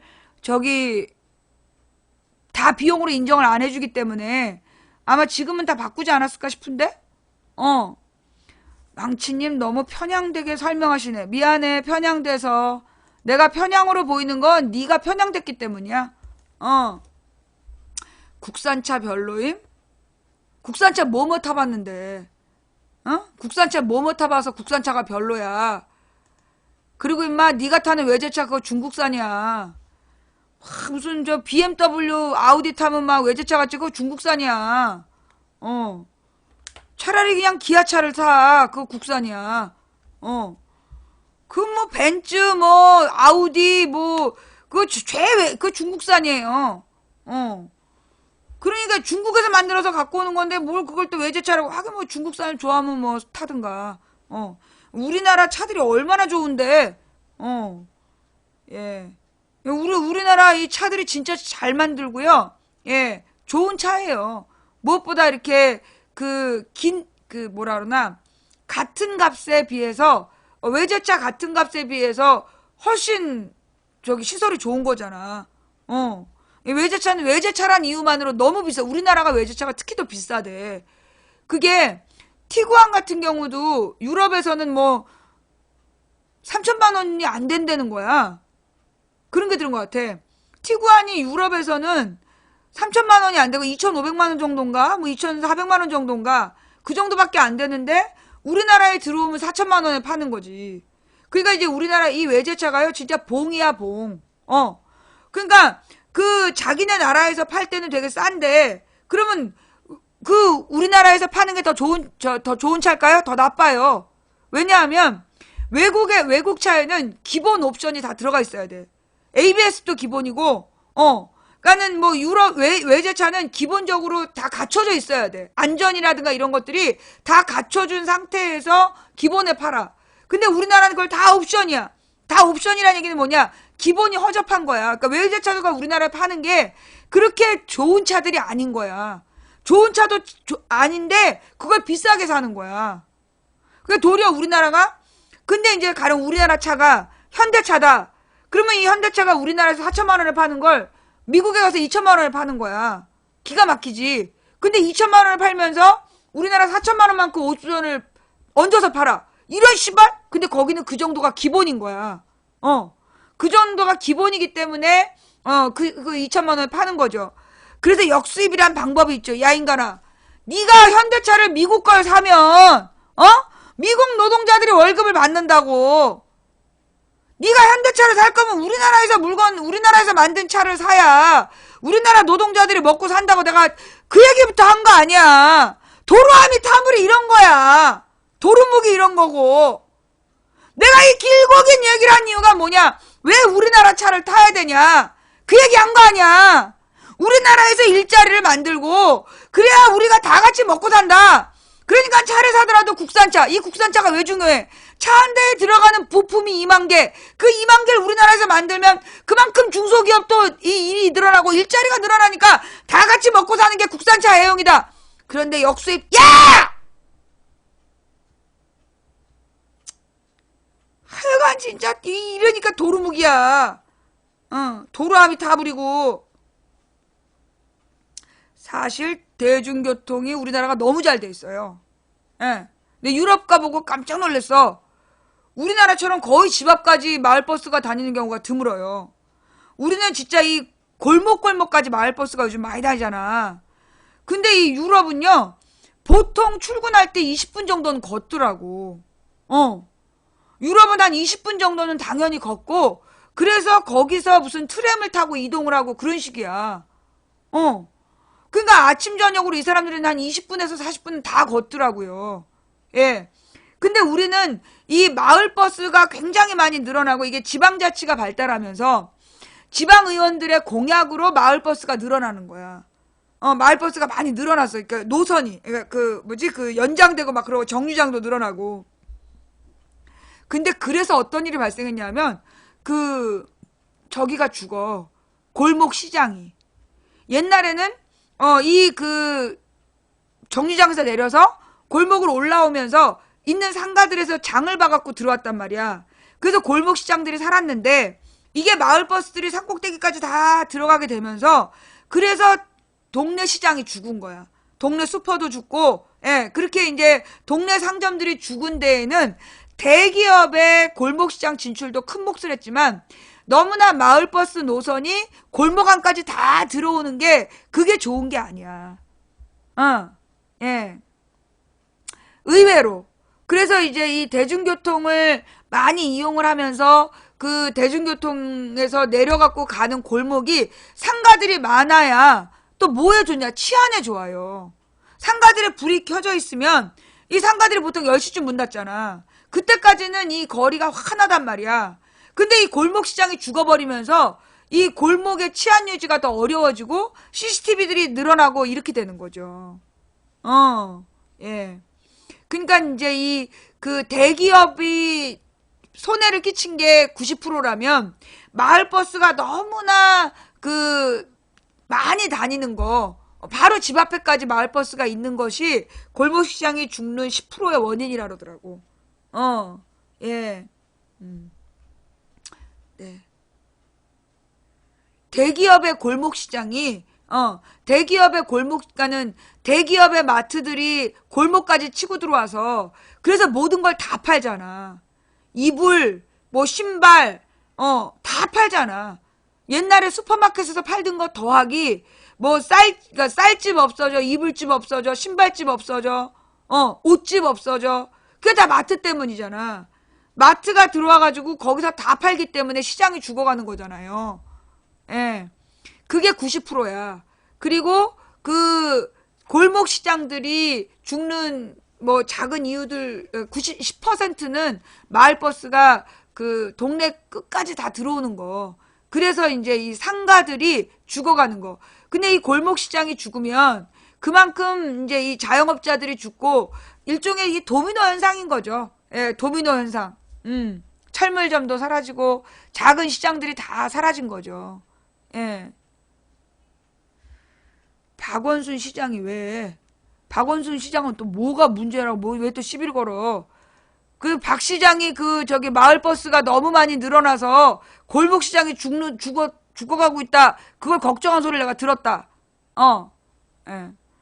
이제 이 마을버스도 치안 문제 때문에 그 타긴 타는데, 예. 이제 그 사실은 그래서 마을버스가 치안을 다 해결했냐 하면 그것도 아니라는 거지. 예. 마트와 경쟁할 수 있는 상가가 드물죠. 그러니까 이제 이 마트에 대해서 그럼 마트 문제는 어떻게 해결해야 되나요? 영업시간을 더 제한해야 돼요. 예. 마트는 영업시간을 더 제한해야 된다고. 지금 뭐 영업시간 너무 오래 하잖아. 옛날에는 아마 처음에는 8시인가 문 닫았을걸? 백화점이랑 똑같이 10시에 오픈했다가 8시에 문 닫았을 거야. 근데 이제 점점 늘어나고 한때는 막 24시 영업을 하려고 막 그러다가 12시 그러다가 이제 지금은 이제 10시 정도로 문 닫아야 되는데 요즘 또 12시까지 하는가? 그러니까 이렇게 마트가 너무 오래 영업을 하면 안 된다고. 예. 마트가 너무 오랫동안 영업을 하면 그만큼 이제 그 다른 상권이 다 죽어가는 거야. 예. 홈플러스 12시, 이마트 11시. 예. 하여간 그래서 온라인 마트로 가는 거야. 온라인 마트에다가 이제 온라인 마트를 돌리면 그게 영업 제한이 없잖아. 온라인 마트는 주문제이기 때문에 그 영업 제한이 없고 그래서 결국 우리가 편하니까 온라인 마트를 쓰는데 그러면 결국은 뭐냐? 가령 여러분이 옷 만드는 회사에서 일을 해. 근데 너무 늦은 시간까지 일하느라고 장 볼 시간이 없어. 그래서 온라인으로 주문을 했단 말이야. 너무 합리적 소비활동으로 보이지. 그런데 문제는 뭐냐? 여러분이 만든 옷을 사 입으려면 소비자가 있어야 돼. 그런데 그 소비자들이 돈을 벌어야 돼. 근데 우리가 이런 온라인 마트에서 물건을 주문해서 사게 되면 그러면 그만큼 이 골목시장이 죽고 골목시장 관리해서 정육점에서 일하는 청년들 일자리를 잃게 되고 그러는 거죠. 그러면 일자리를 잃게 된 사람들은 소비가 위축이 되고 그래서 여러분이 다니고 있는 옷공장의 옷이 안 팔리게 되는 거예요. 그게 다 연관된 거야. 예. 그게 다 연관이 되는 거라서 그래서 우리가 맨 처음에 얘기를 시작했던 조합운동. 그게 뭐냐면, 우리가 다 같이 먹고 살자는 원칙을 가지고 움직이는 시스템인 거죠. 가령 지금 같은 경우에는 이 택배도 내 기억에 맨 처음에 택배가 생겼을 때는 7,000원 정도 줬던 것 같아. 그러니까 퀵을 부르면 15,000원, 택배가 7,000원인가 그랬었어. 근데 그 7,000원이었던 게 5,000원으로 내려가고 5,000원이 뭐 4,000원인가 되고 그러다가 이명박 때 소규모 택배 회사들을 전부 다 망하게 하는 거야. 그때 무슨 대규모 택배 회사를 만들어갖고 2,500원인가로 퉁을 쳤어. 예. 맨 처음에 생겼을 때 택배가 좀 비쌌어요. 근데 이제 그 택배비가 지금은 한 2,500원으로 떨어진 거잖아. 근데 그러면서 어떤 문제가 생겼냐면 실제로 그 2,500원으로는 안 된다는 거야. 2,500원이라는 그 돈에는 뭐가 들어갔냐? 기름값. 기름값에 운전하는 기사의 운임에 그 다음에 집 앞까지 배달해주는 그 시간 이런 게 다 들어간 거잖아. 근데 실제로 그 물건 하나를 배달하는 데 들어가는 시간이 적어도 10분 정도 걸리는 거야. 하나 배달하는데 10분 정도는 잡아야 돼. 최소. 좀 뭐 이렇게 엘리베이터가 없고 높은 집이다. 그리고 좀 길이 멀다. 좀 차가 가기 어렵다. 그러면 더 들죠. 근데 문제는 왜 2,500원을 택배기사가 다 받는 게 아니잖아. 2,500원 중에서 택배기사가 받는 거는 2, 300원밖에 안 된다며. 그러면 이 사람이 1시간 동안에 실제로 이 물건 하나를 배달해갖고 버는 돈이 2,500원을 다 받아도 모자란 거야. 왜냐면 1시간 동안 이 10분에 하나를 배달한다. 그러면 60분에 6개밖에 배달 못해. 그렇잖아요. 근데 이게 또 힘을 주고 물건을 배달해야 되는 거야. 이게 뭐 700원이다. 그러면 1시간 동안에 물건을 몇 개를 배달할 수 있느냐에 따라서 사실은 이 사람이 1시간 동안에 적어도 10개를 배달해야 되잖아. 그래야 7,000원 남는 거잖아. 그러면 최저시급보다 최저시급 정도 받는 거야. 그래서 문제는 뭐냐면 우리나라의 이 택배 비용이 택배라는 직업이 사실 노동시장을 악화시키는 굉장히 큰 원인이라는 거야. 예. 이 택배 기사들이 너무나 과중한 노동을, 너무 저렴하게 하게 하는 거야. 그것도 이게 결국 유통업체들이 그렇게 해서 중간 이익을 다 먹기 때문에 그런 불행이 발생한 거죠. 예. 일은 고단해도 생각보다 평균 수입이 높아요. 님 어디서 사시는데요? 지금 택배기사님들 그렇게 수입 높지 않아. 옛날에나 그 택배기사가 수입이 높았지 지금 택배기사들 그렇게 수입 높지 않아요. 예. 택배기사가 그나마 편해. 무슨 일 하시는데요? 예. 이 택배기사가요 진짜 힘든 일이야. 가벼운 물건들도 있지만 진짜 요즘에 그 무거운 것들 주문한단 말이야. 그래도 비용은 최소잖아. 택배기사 진짜 힘들고 저소득이에요. 옛날에는 택배기사를 해서 약간 2004, 5년에는 택배를 그때 뭐 9시부터 한 6시 정도까지 일하고 300만 원 정도를 받았어. 내 기억에. 예. 그 택배기사, 왜냐면 내가 이제 그때 영업을 하던 시절이기 때문에 2002년에서 그 2004년 이때도 이제 그 택배기사들하고도 얘기를 해보면 그때 2004년 정도까지는 한 하루에 9시간 정도 일하고 300만 원 정도를 가지고 갔어, 집에. 그죠? 그런데 그게 이명박 정부 때 무슨 대기업 택배회사가 생겨갖고 2,500원으로 퉁을 치는 바람에 그 택배 기사님들이 전부 다 일자리를 잃고 전부 자기 차를 가지고 새벽 4시에 출근을 해서 물건을 다 분리를 해. 물건을 분리를 해가지고 그걸 밤 11시까지 배달을 해. 그리고도 받아가는 기본이 180인가 밖에 안 돼. 예. 옛날에는 300만 원 정도 9시간 일하고 300만 원 정도 받았던 일인데 지금은 새벽 4시부터 밤 11시까지 일하고 180 정도 받아. 예. 그러니까 정말 이게 노동 조건이 점점 악화되는 거야. 예. 택배 전표도 기사분들이 구입해서 사용한다. 그냥 이게 점점 노동 조건이 이렇게 악화되는데, 사실 나는 그래요. 우리가, 예, 그러면 2,500원 주고 나머지는 어디 가냐고. 2,500원 주고 나머지는 어디 가는 거야. 그 대기업 회사에서 전화 주문 받아준 돈으로 절반 이상 떼어가는 거야. 2,500원 중에 1,몇백 원은 대기업에서 그냥 떼가는 거라고. 나쁜 놈들이지. 그래서 우리가 필요한 게 뭐냐 하면 조합운동을 해야 된다는 거야. 그래서 이런 착한 소비운동. 그래서 이 물건을 시킬 때도 그 착한 소비. 그래서 이 택배 기사들의 그 제대로 된 보장을 받게끔 하고, 물론 그러려면 우리도 뭘 가져야 되냐면 무조건 싼 게 좋은 거다. 그러니까 이게 우리의 근본적으로 바꿔야 될 개념 중에 하나가 최저 비용이야. 최저 비용주의. 그건 합리적 소비가 아니야. 비용을 최저로 만들려고 하기 때문에 우리가 다 같이 가난해지는 거야. 합리적 비용이라는 게 있어야 돼. 예. 합리적 비용의 최대 만족을 추구하는 그런 개념이 만들어져야 되는데, 우리는 무조건 최저 비용의 최고 이윤. 그게 잘못된 거야. 최저 비용으로 최대 이윤을 추구하는 이게 자유주의 경제거든. 그 자유주의 경제체제가 결국 1, 2차 세계대전을 만들었고, 세계를 전부 다 전쟁터로 만든 원인이잖아. 근데 우리 한국의 경제 마인드가, 이게 우리가 이승만, 박정희, 전두환이라는 독재체제를 거치면서 이게 이 시장 경제에 대한 이해도 부족한데, 너무 40년 동안 독재체제 하에서 제대로 된 경제 수업을 못 받은 거야. 그래서 최저 비용의 최대 이윤이 정당한 줄 알아. 정의인 줄 알아. 그거 다른 나라에서 불의하다고 그래요. 그죠? 우리나라는 최저 비용으로 최대 이윤을 추구하는 게 정의로운 줄 알잖아. 그죠? 그죠?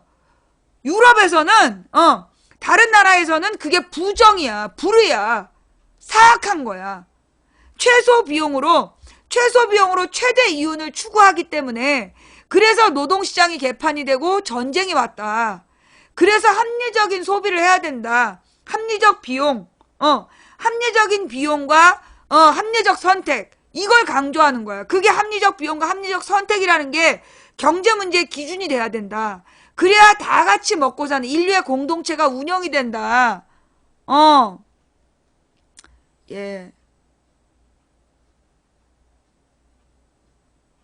그렇게 가르쳐야 되는데 우리는 경제교육부터가 그렇게 가르치지 않잖아.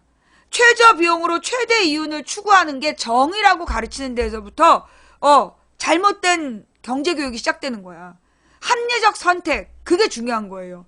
합리적 선택이라는 건 내가 눈앞의 이익을 생각하는 게 아니라, 결국 가령 이제 이런 거, 합리적 선택의 예는 뭐냐면, 예를 들어 이제 뭐라 그러나, 마트에서 1+1을 팔았어. 그러니까는 그 슈퍼 가격으로 2개씩 준 거야, 옛날에 마트에서.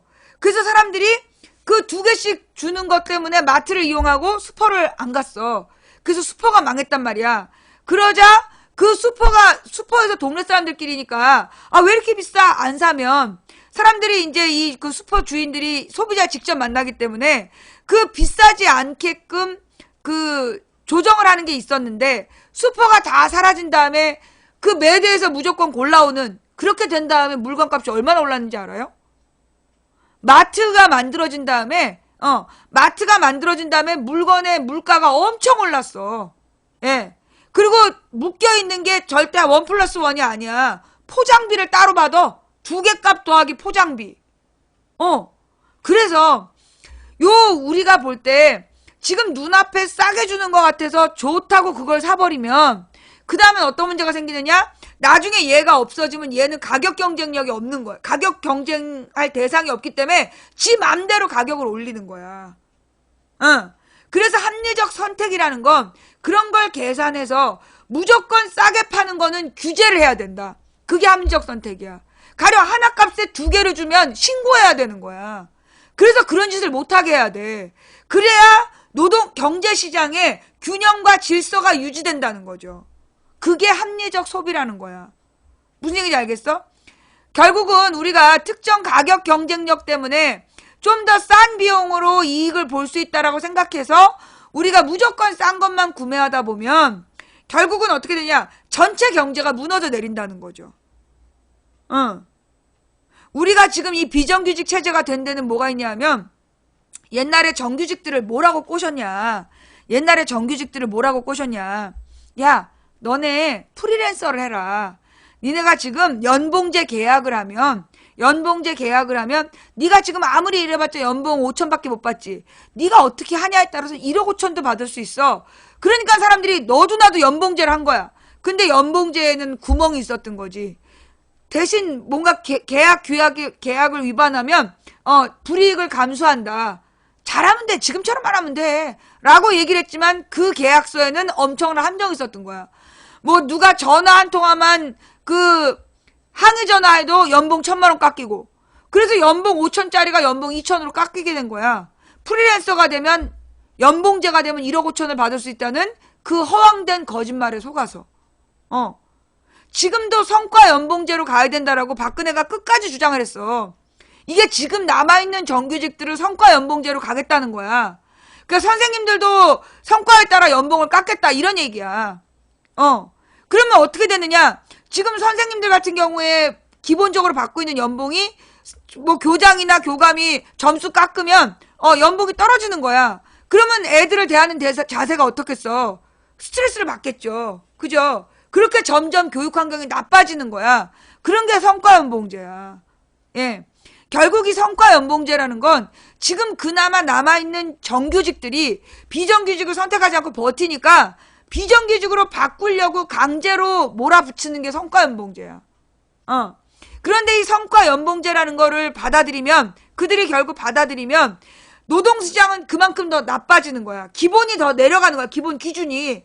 그러면 지금 그나마 비정규직의 월급이 여러분 이제 이때 이 비정규직들이 이런 생각을 해. 저 새끼들은 나랑 똑같은 일하고 2배를 받아. 그러니까 저 새끼들이 차라리 성과 연봉제에서 나랑 똑같은 돈 받았으면 좋겠어. 똑같은 돈 받으면 어떻게 되는 줄 알아요? 여러분 돈은 절반으로 더 줄어요. 여러분 돈은 더 줄어요. 왜? 걔네들은 10년 20년 된 전문가들이야. 그럼 걔네들하고 여러분 똑같은 돈을 주겠냐고. 여러분 얼마 안 됐으니까. 그러니까 성과 연봉제가 돼서 저 지금 여러분들보다 돈 많이 버는 사람들이 돈 깎는 것만 보잖아. 그게 욕심을 이용한 이간책인 거야. 쟤네들이 깎이는 것만 생각하잖아. 똑같은 양으로 여러분도 깎여요. 그게 쟤네들의 계획이야. 지금 여러분이 짐승보다 조금 낮게 받고 있는 걸 더 깎으려고 정규직을 성과 연봉제로 바꾸라는 거야. 그래서 점점 노동시간을 자꾸만 악화시키는 거라고. 그래서 우리가 이 외국인 노동자와 한국인 노동자를 이간질시키거나 정규직과 비정규직을 이간질시키는데 놀아나면 안 돼요. 여러분, 왜 뜬금없이 황교안이가 공무원들 한 달에 한 번 4시 퇴근이라는 그 쓸데없는 얘기를 왜 했을까요?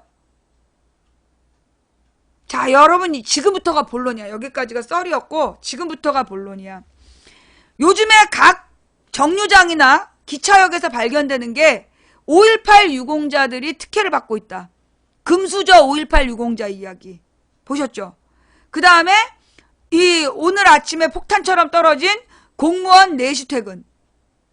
요 내용이 왜 나왔는지 아세요? 이간질용이에요. 이간질용. 자, 첫 번째는 공무원 4시 퇴근이라는 말을 가지고 공무원과 비공무원을 이간질시키는 거야. 예. 다른 말로 공무원을 위축시키려는 거야.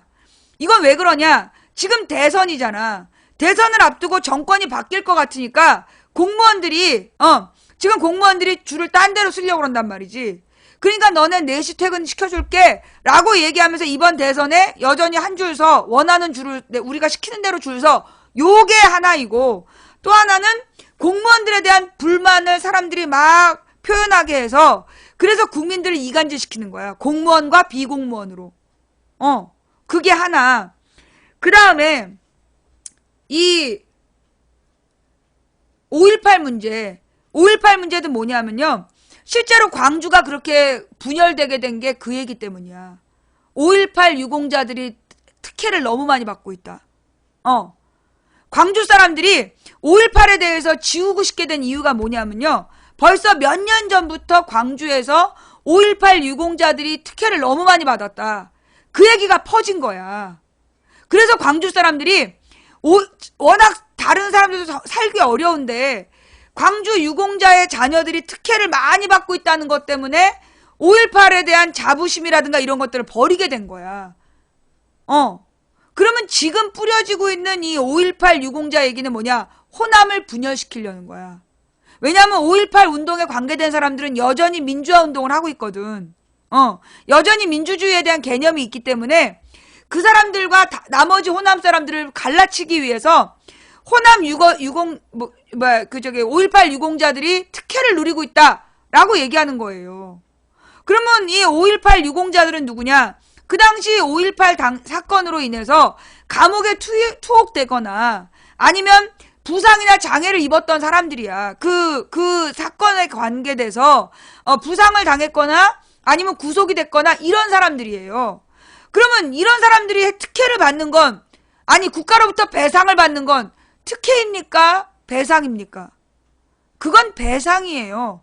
그들이 받아야 될 당연한 거라고. 근데 그걸 특혜라고 얘기하는 거야.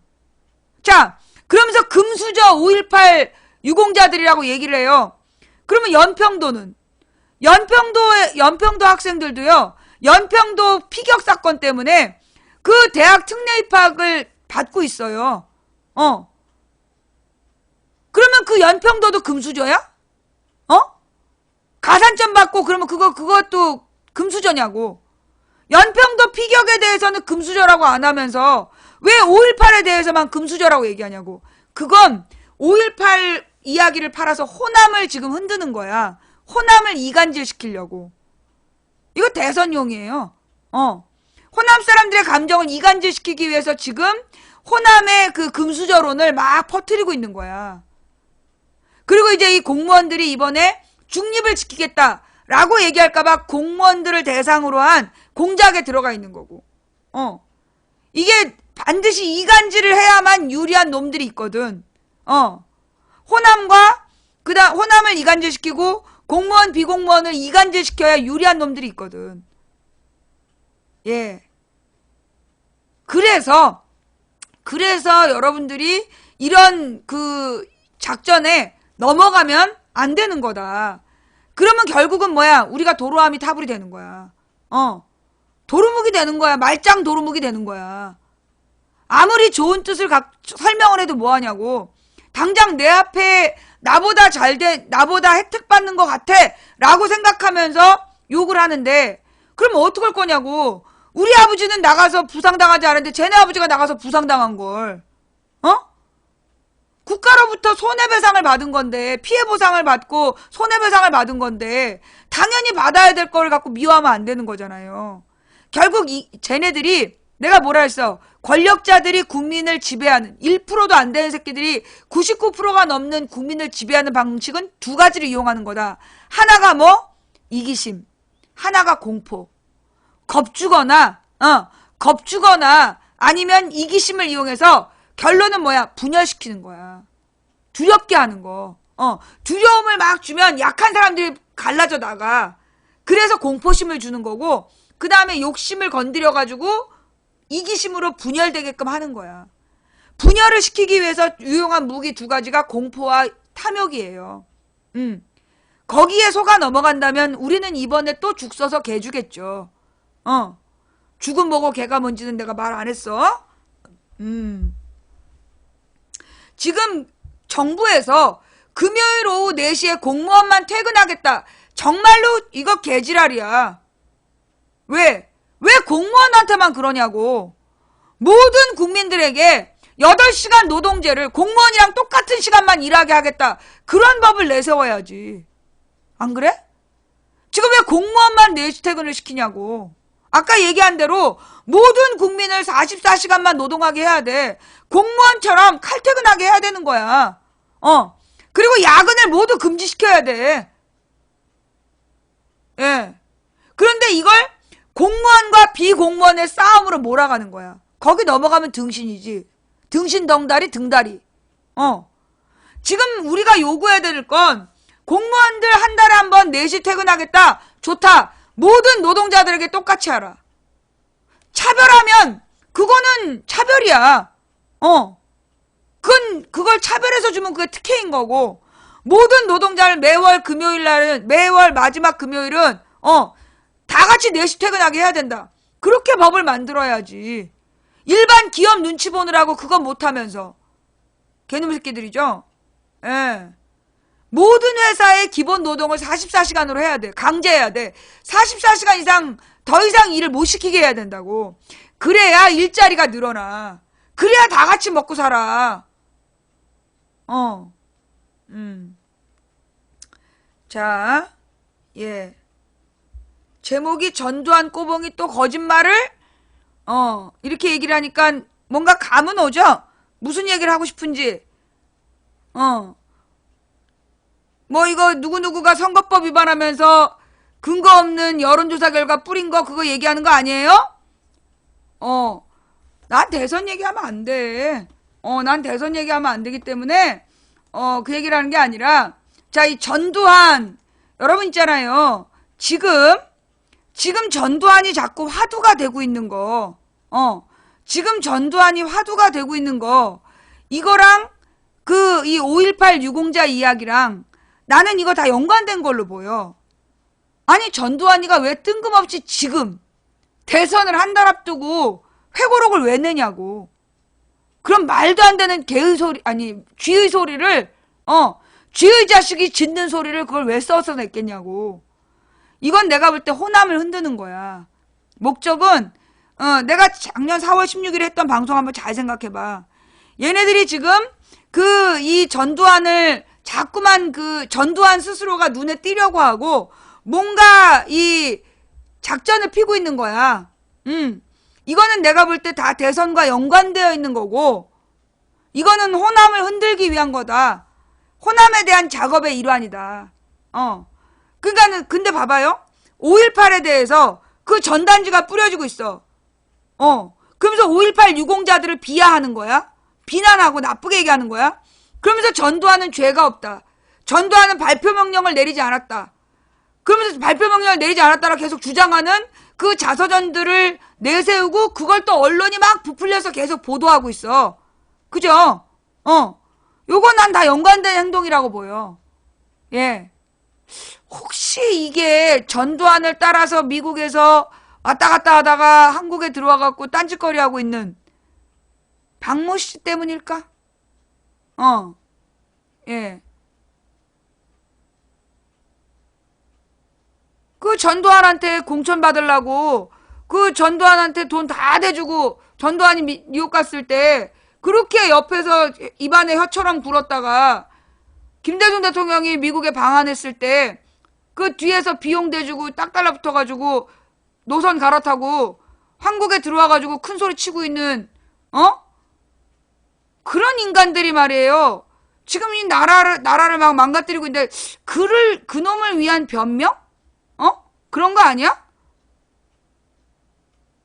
뭔가 이거 연관된 걸로 보여. 전두환이 자꾸 설치는 것과, 예.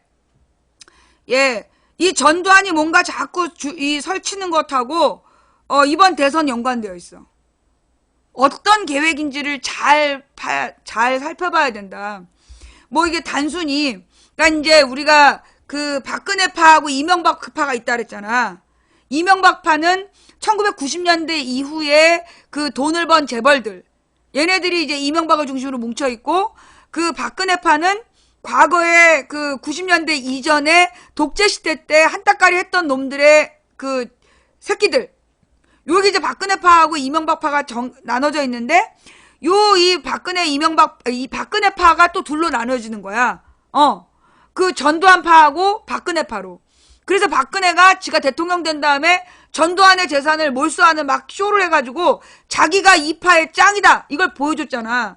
근데 박근혜가 딱 감옥을 가니까 전두환이가 다시 내가 짱이다 그런 뜻에서 이 회고록을 낸 건지 박근혜는 이제 끝났으니까 다시 나한테로 줄 서라 이런 뜻으로 회고록을 낸 건지, 예, 아니면 이게 자기가 뉴욕에서 자기 꼬봉이었던 누구누구 도와주려고 호남을 이간질하기 위해서 자극하는 용도로 자꾸 전두환 얘기를 하는 건지.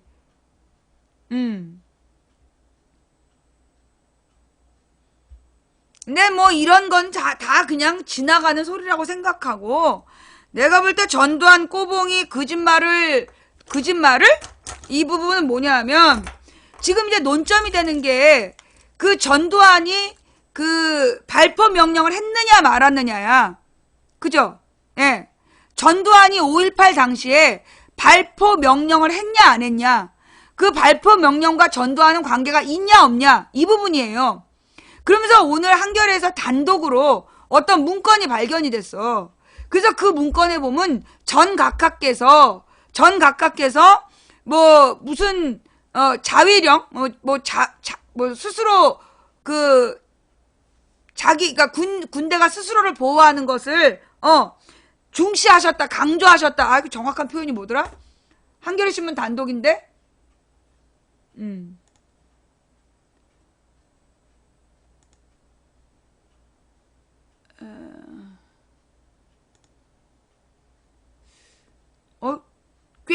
꽤 중요한 기사처럼 보이더니 사라졌네.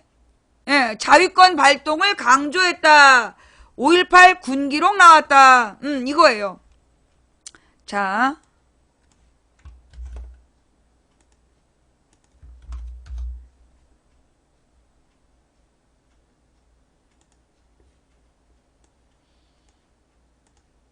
전 각하 자위권 발동 강조 5.18 군 기록 나왔다.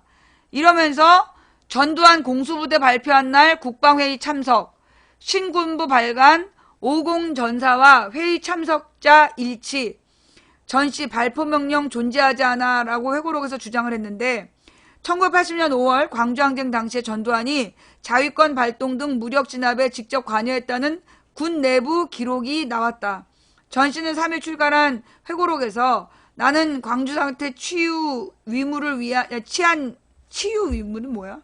뭐 식김구세 재물, 뭐 계엄군 발포 명령은 존재하지 않았다라고 이 회고록에서 주장을 했는데, 요 문건이 이제 나왔다라는 거예요.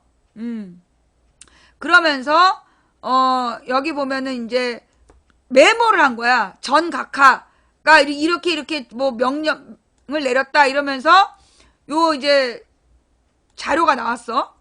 한겨레가 이날 확보한 군 제2사령부의 광주권 충정작전간에 뭐 이 지시 조항을 보면 5.18 민주화운동 당시 군 자유권 발동을 결정한 국방부 회의와 관련해 수기로 장관, 총장, 군사령관, 합수본부장, 수경사령관, 특정사령관, 육사교장이라고 돼 있다.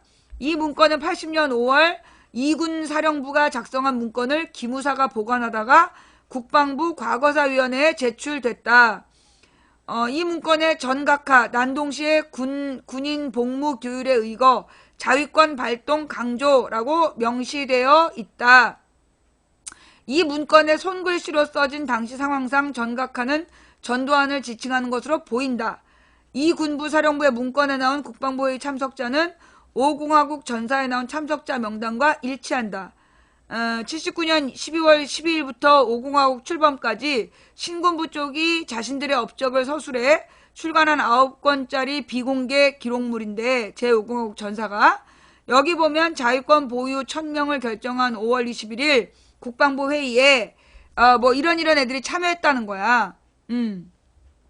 그리고 이제 전두환이 광주 발표 결정 회의에 참석했다라는 이제 이전에 기사가 있었다는 거고, 12.12.5.18 재판 법원 기록을 보면 이 국방부 회의는 80년 5월 21일 오후 4시 35분에 열렸고 광주 금남로에서 시민들에게 집단 발포가 자행된 날이다. 국방부 과거사위원회가 이 수기의 명단이 50전사 명단과 동일한 걸로 봐서 아마도 81에서 82년 50전사 작성 과정의 자료로 취급자가 손으로 기록해 놓은 것으로 판단될 뿐이다라고 밝혔다. 하지만 50 전사에는 자위권 발동 관련 언급자를 손글씨에 언급된 전각하가 아니라 이희성 계엄사령관으로 바꾸어 기록됐다. 쿠데타에 가담한 신군부 핵심 300명을 인터뷰해서 이 50 전사를 쓴 사람들은 이를 확인하려는 국방부 과거사위의 면담 요청을 거부했다. 전각하가 전두환 씨로 확인되면 5.18 무력 진압의 직접 당사자라는 중요한 근거가 되기 때문으로 보인다. 이 때문에 5.18 발포 명령을 둘러싼 의혹을 앞으로 재조사해야 한다는 지적이 나온다. 회고록 서문에서 광주에서 양민에 대한 국군의 의도적이고 무차별 사실상은 일어나지 않았고 무엇보다 발포 명령이란 것은 아예 존재하지 않았다고 부인했다. 전 씨의 내란죄를 다운 96년 1심 재판부는 전 씨에 대해 계엄군으로 하여금 광주 외곽을 봉쇄하고 자위권 발동이라는 명목으로 발포하게 하여 사상자가 발생되더라도 조속히 진압하기로 공모한 혐의를 인정했지만 항소심에서 자위권 부분은 빠졌다. 5.18 연구자들은 새 정부가 들어서면 5.18 발포 명령자를 밝히기 위해 진상규명 차원의 재조사가 필요하다고 말했다. 이제 이 기사의 목적은, 이 기사를 쓴 이 한겨레 신문의 목적은 이 문건을 통해서 전두환이가 이 자유권 발동을 강조한 그 회의에 참석했다라는 기록이 나왔다는 점을 강조하면서, 그래서 전두환이 발포 명령에 가담했다라는 주장을 하려고 이 단독 보도를 했어요. 근데 이 신문엔 요 사진은 안 나왔는데 요 수기로 쓴 부분 앞에 보면 발포 명령 금지라는 구절이 나와. 요 부분에. 여기 발포 금지라는 말이 나와. 예. 이 사진에 보면 발포 금지 요런 글이 나와. 예. 그러니까 이 문건은 내가 볼 때 이걸 보완할 수 있는 다른 내용이 나오지 않으면 이건 도리어 전두환 손을 들어주는 문건이야. 여기 글씨가 발포 금지예요. 예. 이 회의에서 발포 금지라는 내용이 나왔다라고 반론을 제시하면 이 단독 보도는 도리어 전두환에게 힘을 실어줄 수 있는, 그리고 여기 내용에는 군대 내부의 자유권 발동을 지시한 거지 이게 발포 명령이라고 볼 수 없다. 무엇보다 이 문건에 발포 금지라고 되어 있다라고 얘기하면 이거는 전두환에게 날개를 달아주는 기사가 될 수도 있다는 거야. 그 옆에 실탄 통제란 말도 있어. 발포 금지 실탄 통제. 그러면 이제 이런 기사들은요, 사실 전두환 회고록과 요 문건은 이게 과거사 진상규명위원회에서 어떻게 발견됐는지가 자세히 기사에 안 나와. 이게 김대중 노무현 10년 동안 과거사 진상을 조사했단 말이야? 그리고 뭐라 그러나, 5.18에 대해서는 노태우 때부터, 아니야, 노태우 때가 아니지. 김영삼 때부터 해가지고 계속 진상조사를 해왔단 말이에요. 그런데 이게 지금 나왔다. 나는 시점이 조금 애매하고, 발견되는 과정에 대한 기사가 없어가지고, 나는 이것도 잘못하면 이거 뭔가 덤태기 씌우려는 기사 아닐까. 한겨레야. 그러니까 누군가 특종을 준 것 같아. 문건을 조작했다기보다 이 한겨레 기사에게 단독으로 이게 아침에 보도가 나왔거든요. 그러니까 이 문건에 대해서 한겨레에게 누군가가 특종을 준 것 같아. 그런데 이 특종이 가만 보면 저 새끼들이 진보 언론을 이용할 때 쓰는 게 특종이야. 가령 경향신문을 이용해서 인터뷰를 한다든가 한겨레에게 특종을 준다든가. 그래서 이게 함정일 수 있다는 생각이 들어. 예, 함정일 수 있다는 생각이 들고요. 다만 이제 광주에서 헬기로 총격이 있었던 건 분명해. 증거가 아직도 남아있잖아. 그죠? 헬기 총격이 증거가 남아있어. 근데 이게 뭔지 그 광주에 대해서 논쟁화하려는 거 아니냐. 내가 볼 때 이거는요, 새로운 정부가 들어선 다음에 나와도 되는 얘기야. 이거는 새로운 정부가 들어선 다음에 이걸 제시하고 여기에 대해서 진상규명을 요구하면 돼. 우리가 모든 국가기록에 다가갈 수 있으니까.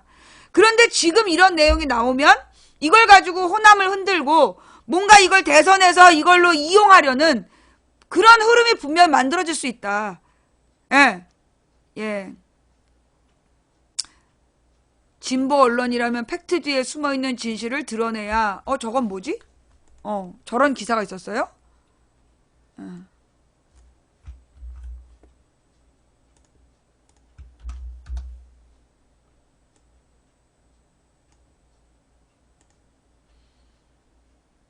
진보 언론이라면 팩트 뒤에 숨어있는 진실을 드러내야 한다.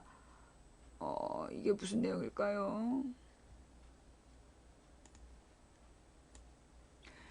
촛불혁명의 민심은 적폐청산으로 새로운 시대를 열려는 것이다. 정치는 역사적 과제를 온전히 짊어지고 정치가 미덥지 않은 사람들은 혀가 아파갖고. 진보의 타이틀을 붙인 언론의 역할은 막중하다. 그런 의미에서 진보 언론의 대표격인 한겨레 신문을 살펴보기로 하다. 진보 언론에 대한 정의는 생략한다. 뉴스가 되는 팩트, 언론은 진실을 확인해야 한다.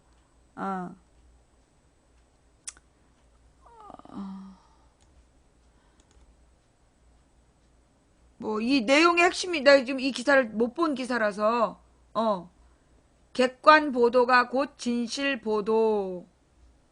하긴 객관적이어야 되죠. 예. 객관적이긴 해야 되지만 중요한 건 진실을 보도해야 되는데, 몰라, 이 기사 내용을 내가 지금 이제 시간이 없어서 미리 다 보진 못했어요.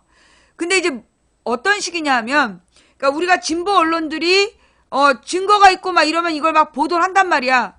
그런데 이게 고도로 짜여져 있는 함정일 수도 있다는 거야. 그래서 중요한 건 이건 뭐 팩트다라고만 생각할 게 아니라 진실을 볼 줄 알아야 된다. 팩트와 진실의 차이가 있어. 겉으로 드러나는 증거처럼 보이지만 이게 우리 앞에 팩트처럼 드러나 있지만 이 뒤에 더 많은 내용이 있다라면, 일부만 보고 우리는 이 사건의 진실을 알 수 있느냐, 여기에 대한 질문이길 나는 바라고, 이 기사 안 읽어서 모르겠지만 그게 되게 중요한 것 같고요. 그 다음에 진보 언론들을 활용해가지고 중요할 때 헛소리들을 많이 해. 중요할 때 흐름을 끊는다든가. 그러니까 내가 이제 이명박 때부터 느낀 건데, 이명박 때부터 쟤네들이 진보 언론을 적절할 때 활용해서 맥을 끊고 방향을 틀고 그러더라. 그래서 소위 우리가 진보 언론이라 해서 내가 그래서 100% 믿지 않는다 그러잖아. 근데 이제 이 기자들도 사실 요즘에 언론사 기자들이 되게 공부를 많이 한 애들이야. 그 공부만 한 애들이야. 그러다 보니까 이 언론사에 들어간 애들이 그 세상 물정을 잘 몰라. 그러니까 이 진실을 딱 바라보는, 진실을 구분해서 볼 줄 아는 안목이 드문 애들도 있다는 거죠. 그래서 우리가 진보 언론의 보도라 해서 무조건 믿으면 안 된다. 라는 거. 그런데 내가 볼 땐 지금 이 언론이 내가 볼 때 분명히 문제가 있어, 지금. 뭐냐, 이 대선 후보들에 대해서 보도를 하는데 분명히 불공정해. 그러니까 이제 가령 예를 들어, 자, 이건 또 특정 얘기가 들어갈까봐.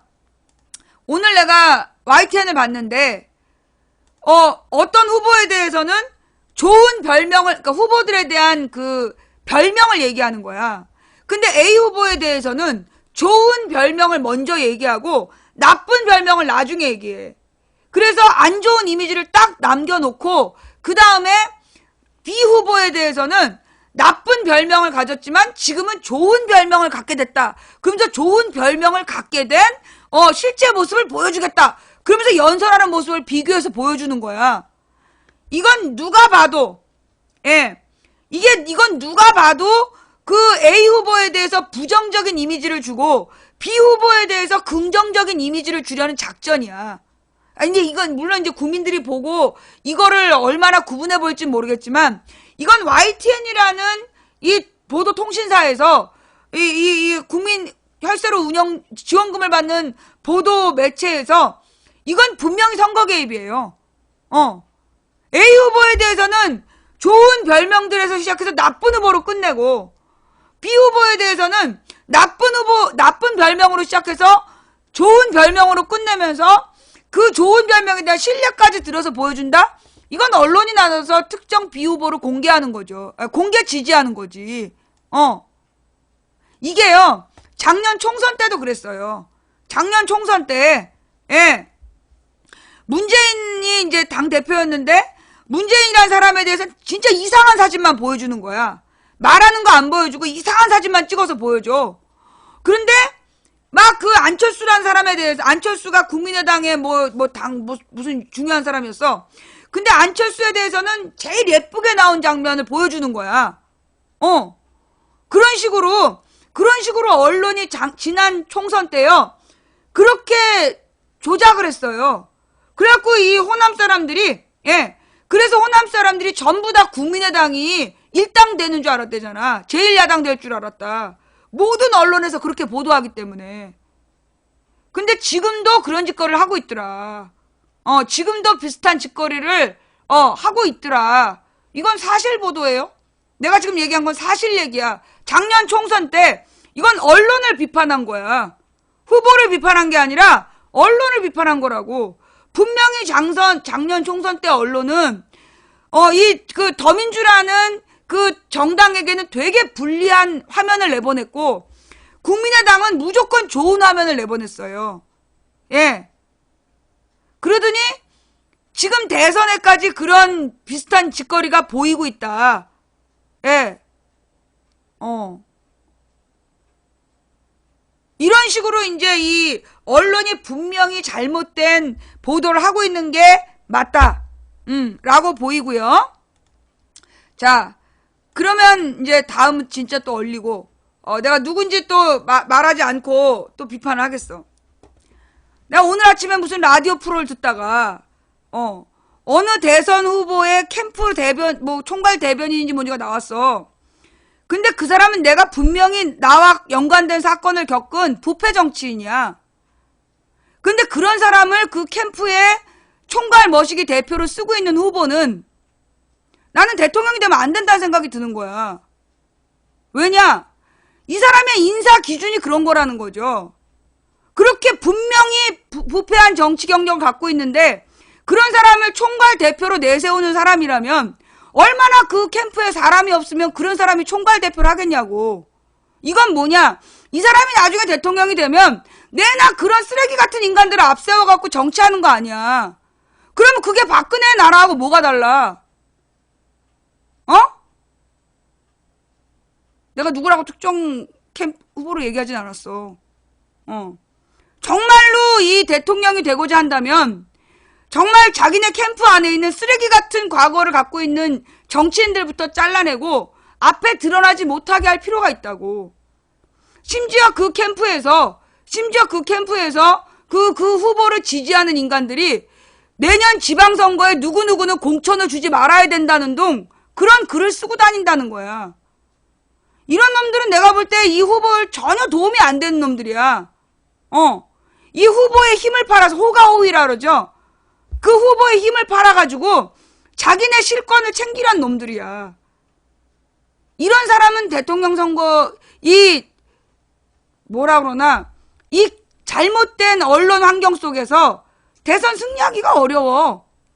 누군지는 잘 생각해봐. 스스로 반성해봐봐. 그게 누군지. 내가 이 말을 하고 싶었고 내가 죽을 뻔했는데 내가 감옥 갈 각오하고 하는 거야. 내가 누구라고 얘기는 안 했다. 내가 누구라고 얘기를 안 해서 이거 녹인 다음에 누구라고 쓰면 전부 다 블랙이야. 누구라고 추정하지도 말고 묻지도 마. 그런 인간이 있어. 누군지 모르면 가만히 있어. 알려고 하지 마. 누구냐고 물어보면 그거 블랙 걸 거야.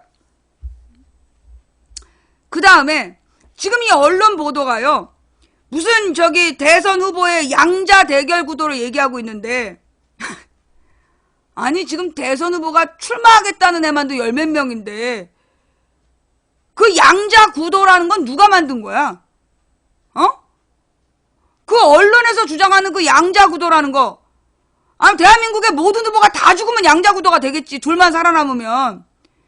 근데 지금 홍석현이가 그 중앙일보 사장 그만둔 다음에 누구누구를 만났고 거기서 정은찬, 홍석현, 김종인 만났는데 셋 다 대선 출마한다며. 지금 각 당마다 후보들이 다 있는데 그 양자 구도라는 건 그 누구 맘대로 양자 구도야. 다른 후보는 다 죽일 건가? 아니면 다른 후보들은 다 등록 안 시킬 자신 있나? 이게 언론이 말이에요. 이런 식으로 말 같지도 않은 소설을 쓰는 거야. 웃긴 새끼들이지. 이게 뭐냐? 옛날에 박근혜 이명박이 2007년에 박근혜가 압도적 지지를 받고 있었어. 그런데 이명박이 후보가 돼. 어떻게 그렇게 됐냐? 여론 조작을 통해서 후보가 돼요. 2007년 대통령 선거 때. 처음에 이명박이 박근혜보다 반도 지지를 못 받았어. 그러니까 얘는 한 30% 지지를 밖에 못 받았어. 70%가 박근혜였어. 뭐 85대 15란 얘기도 있었지. 85대 15? 뭐 많이 받아. 70대 박근혜 70, 이명박 30이었어.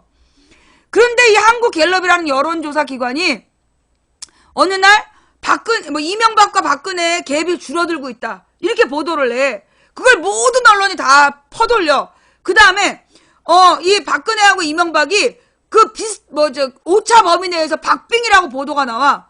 그러더니 이명박이 오차 범위에서 박근혜 이겼다는 보도가 시리즈로 나오는 거야. 그게 막 일주일 상간으로.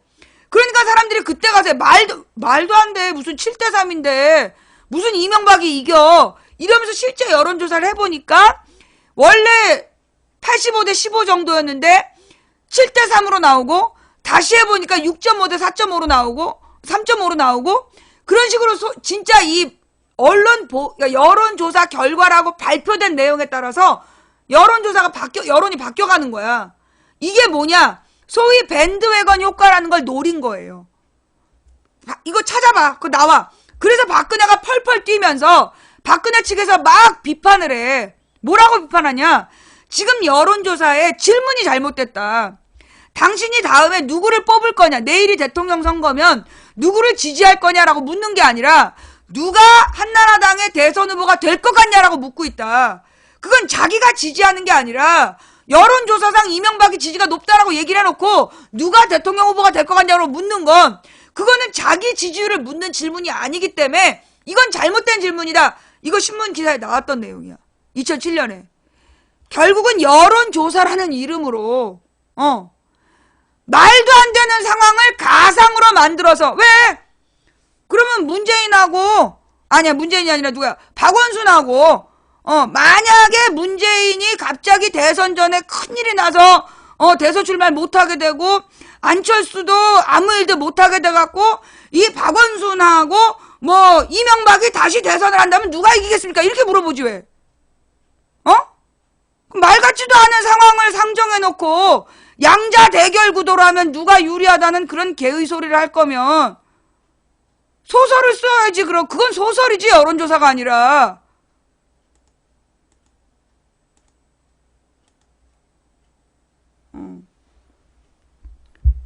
나는 특정 후보를 지지한 게 아니야. 지금 언론을 비판하는 거지. 예. 아니 후보가 다 죽으면 양자 대결이 되겠지. 근데 지금도 후보 대선 출마를 심지어 나한테 메일로 어떤 미친놈이 대선 후보라고 하면서 보냈어. 그래서 차단했어. 올해 대선 후보가 무슨 한 20명 나올 건가 봐. 30명. 투표용지가 또 막 어마어마하게 긴 거 아니야? 왜냐하면 이게 대선 후보로 나오면 이게 홍보 효과가 있대. 그래갖고 5억 원을 쓰고 대선 후보로 등록을 해서 자기가 대선 후보다 이러면서 국제적인 사기를 친다는 거야. 그럼 별의별 미친놈들이 다 나온다는 거지. 그런데 무슨 양자구도야. 누구 맘대로. 누가 여론조사를 했는지도 모르고 어떤 조건으로 했는지도 모르고 이런 걸 로데이터 까봐야 돼요. 이게 언제나 여러분 내가 분명히 뭐라 그랬어. 선거에 관한 여론조사는 100% 거짓말이다. 뭐요? 선거에 관한 여론조사는 100% 거짓말이에요. 100%는 아니지 않아요? 내가 증명해볼까? 작년 총선 때 새누리당이 190에서 230석 간다며. 모든 여론조사 100%의 여론조사 기관이 작년 총선 때 새누리당이 190에서 220석 간다고 그랬어. 더민주는 80석도 못 거진다고 그러고. 그렇게 지랄을 하더니만 결론은 어떻게 됐어? 다 개뻥이었잖아. 지금 선거와 관한 여론조사요. 나는 이거 고소해야 된다고 봐. 지금 양자 대결 구도로 어떻게 됐다. 그건 나는 선거법 위반으로 이건 나는 이 언론인도 고소해야 되고 그 내용을 보도한 애들. 이런 건 말도 안 되는 주장인데 이건 선거에 영향을 미치려는 거야. 그죠? 나 사실 적시로 감옥 갔다 왔다. 이건 사실도 아니고 조사 방식도 잘못되어 있고 현실성이 없는 가상의 조건을 내밀어서 선거에 영향을 미치려고 한 여론조사를 보도해? 이거는 언론사도 고소당해야 되고요. 그리고 이거 조사한 새끼도 고소해야 돼. 내가 볼 땐 이 여론조사를 한 대표를 고소해야 돼. 선거법 위반으로. 그렇잖아. 지금 있는 모든 후보에 대해서 현재 대선 출마 선언을 한 모든 후보에 대한 지지율을 조사하는 거는 합법이라고 봐.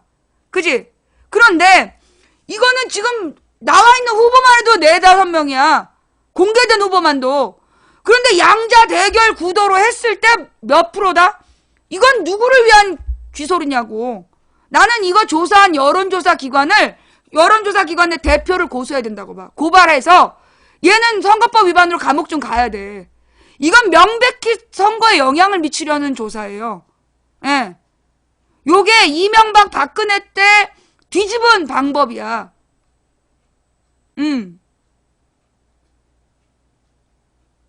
이거는 대선 본부에서 고발해야죠. 대선 본부에서도 고발해야 되고 그 지지자들도 고발할 수 있어. 그건 지지자들도 고발할 수 있어. 이건 근데 내가 볼 때 이건 대선 캠프에서 고발해야 돼. 이건 명백히 여론조사라는 이름으로 선거에 영향을 미치려는 보도 행위다. 그래서 이 여론조사 기관의 대표를 고소해야 돼. 그래서 얘는 정말 요 콩밥 좀 먹어봐야 돼. 콩밥에 안 주는 거야. 쌀밥 좀 먹어야 돼, 이거. 흰쌀밥. 나는 영향력 있는 언론이 사실을 적시해서 후보를 비방했다고 감옥 갔다 왔어. 비방은 무슨 비방이야. 사실을 얘기했는데. 얘는 지금 사실이 아니야. 그렇잖아. 이거 무엇보다 되게 끔찍한 범죄인 게요. 이거는 사실이 아니야. 이거는 벌어지지도 않은 일이야. 벌어질 수도 없는 일이야. 그런데 벌어질 수도 없는 어떤 가상의 현실을 조건으로 주고, 그리고 누굴 더 지지하냐? 이거는 명백히 허위 사실을 유포한 거야. 허위 사실은 징역 8개월이지. 사실 적시는 6개월이고. 너는 감옥에서 8개월쯤 살아야 돼. 예. 이걸 지금 무슨 SNS에다 퍼돌리고 이런 짓거리 한 것도 처벌받아 마땅하지만,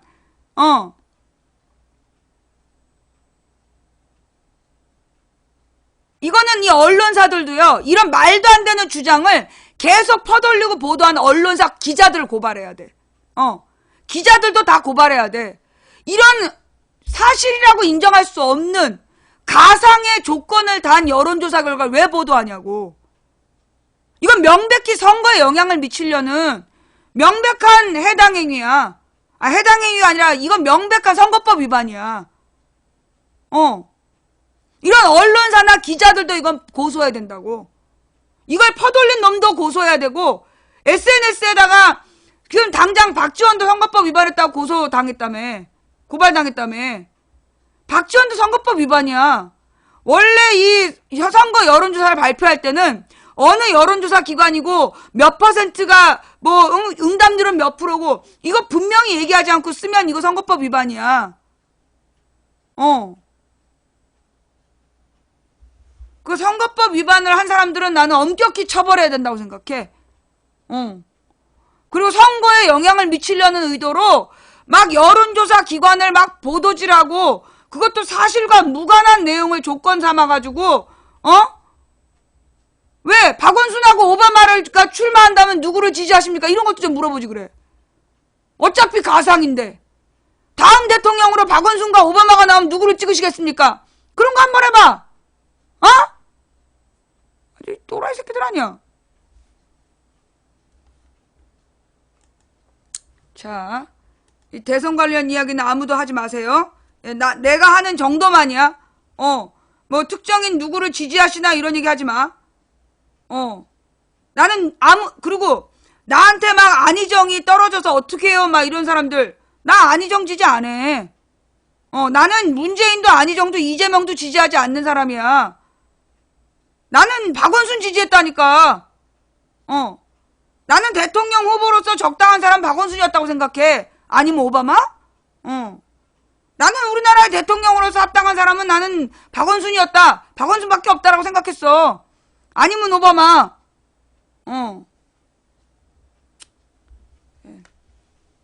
나한테 무슨 뭐 안희정, 문재인, 뭐 이재명, 뭐 누구를 지지하세요. 나 아무도 지지 안 해. 셋 다 별로야. 나는 다만 지금 언론이 분명히 선거에 영향을 미치려고 언론이 선거에 영향을 미치려고요. 분명히 특정 후보에게만 유리한 짓거리를 하고 있어. 여러분도요. 그냥 넘어가지 말고 YTN이나 연합뉴스나 MBN이나 이런 종편이나 마찬가지야. 여러분 전부 녹화 트세요. 스마트폰으로 녹화하세요. 특히 공공장소에 중요한 얘기야. 공공장소에 이런 보도가 나오고 있어. 그런데 이 선거 후보들에 대해서 언급을 하는데 이 내용이 특정 후보에게만 유리하다. 그러면 이거 반드시 이거 녹화 떠가지고요. 예, 그거 녹화 떠갖고 제보하세요. 캠프에게. 후보들 캠프에게 제보해서 이거 선거법 위반으로 그 프로를 걸어야 돼. 이게 왜 그랬냐? 작년에 종편이 채널A하고 TV조선이 분명히 선거에 영향을 미치는 개소리를 방송했다? 그런데 방송 다시 보기가 안 되는 거야. 방송 다시 보기가 안 돼. 다시 보기 안 올리는 거야, 이것들이. 그래서 여러분이 공공기관에 갔는데 그 헛소리가 나오고 있다. 바로 스마트폰, 여러분 스마트폰 다 이거 녹화 기능 있잖아요. 보고 있는 내용을 녹화하세요. 예, 그게 증거야. 이번 선거에도요, 그 녹화를 통한 증거, 캡처, 예. 근데 이 캡처는, TV 방송은 캡처해도 좀 그래. 근데 뭐 자막 같은 거는 캡처를 자주 하시고, 후보들에 대한 보도는요, 특히 이제 A 후보하고 B 후보를 보도할 때 바로 녹화 떠. 그래서 그 언론 보도한 앵커와 그 다음에 언론사를 고발해야 돼요. 이거 선거 때 틀림없이 이거 언론을 이용한 부정선거 일어나고 있어. 예. 영상 녹화를 하시고요. 예. 그래서 여러분들 각자가 그 공정선거 감시인단이 돼야 돼.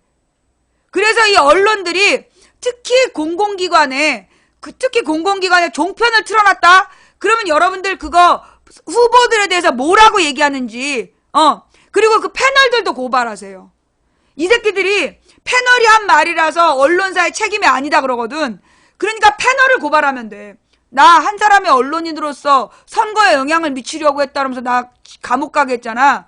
그러니까 패널들의 말을 딱 떠가지고 채널A TV조선이 아니라 패널 고소를 하세요. 패널을 딱 집어서. 예. 이건 선거에 영향을 미치기 위해서 한 발언이다. 이래갖고 고소고발해야 돼. 나는 오바마를 지지해. 대한민국 대통령으로 오바마를 지지해. 오바마가 아닌 박원순? 네. 자, 그러니까 내가 어떤 특정 후보를 지지할 거라고 얘기하지 말고요. 여러분들 언론 감시 활동을 하셔야 돼요. 이번 선거는 여러분이 언론만 잘 감시하셔도 죽 서서 개 주는 일은 없어요. 예. 예. 박원순은 개그죠. 박원순이 왜 개그야? 난 진짜 박원순 지지한다니까. 나는 지금이라도 박원순이 대통령 선거 나오길 바래. 다만 나올 수 없는 거잖아. 경선을 포기했기 때문에. 자, 네, 지금 방송 중입니다. 잠시만, 오늘 지금 6시죠? 너무 방송 오래 했네. 예. 자, 오늘 방송은 여기까지 할게요. 예. 오늘 방송은 여기까지 하고요. 예. 나는 지금 후보들 다 마음에 안 들어. 나는 후보들 중에 지지하는 사람 한 명도 없어. 나한테, 뭐, 누구를 도와주세요. 뭐, 그런 얘기 하지 마세요. 저는 지금 나와 있는 후보들 한 명도 좋아하는 사람 없어요. 네.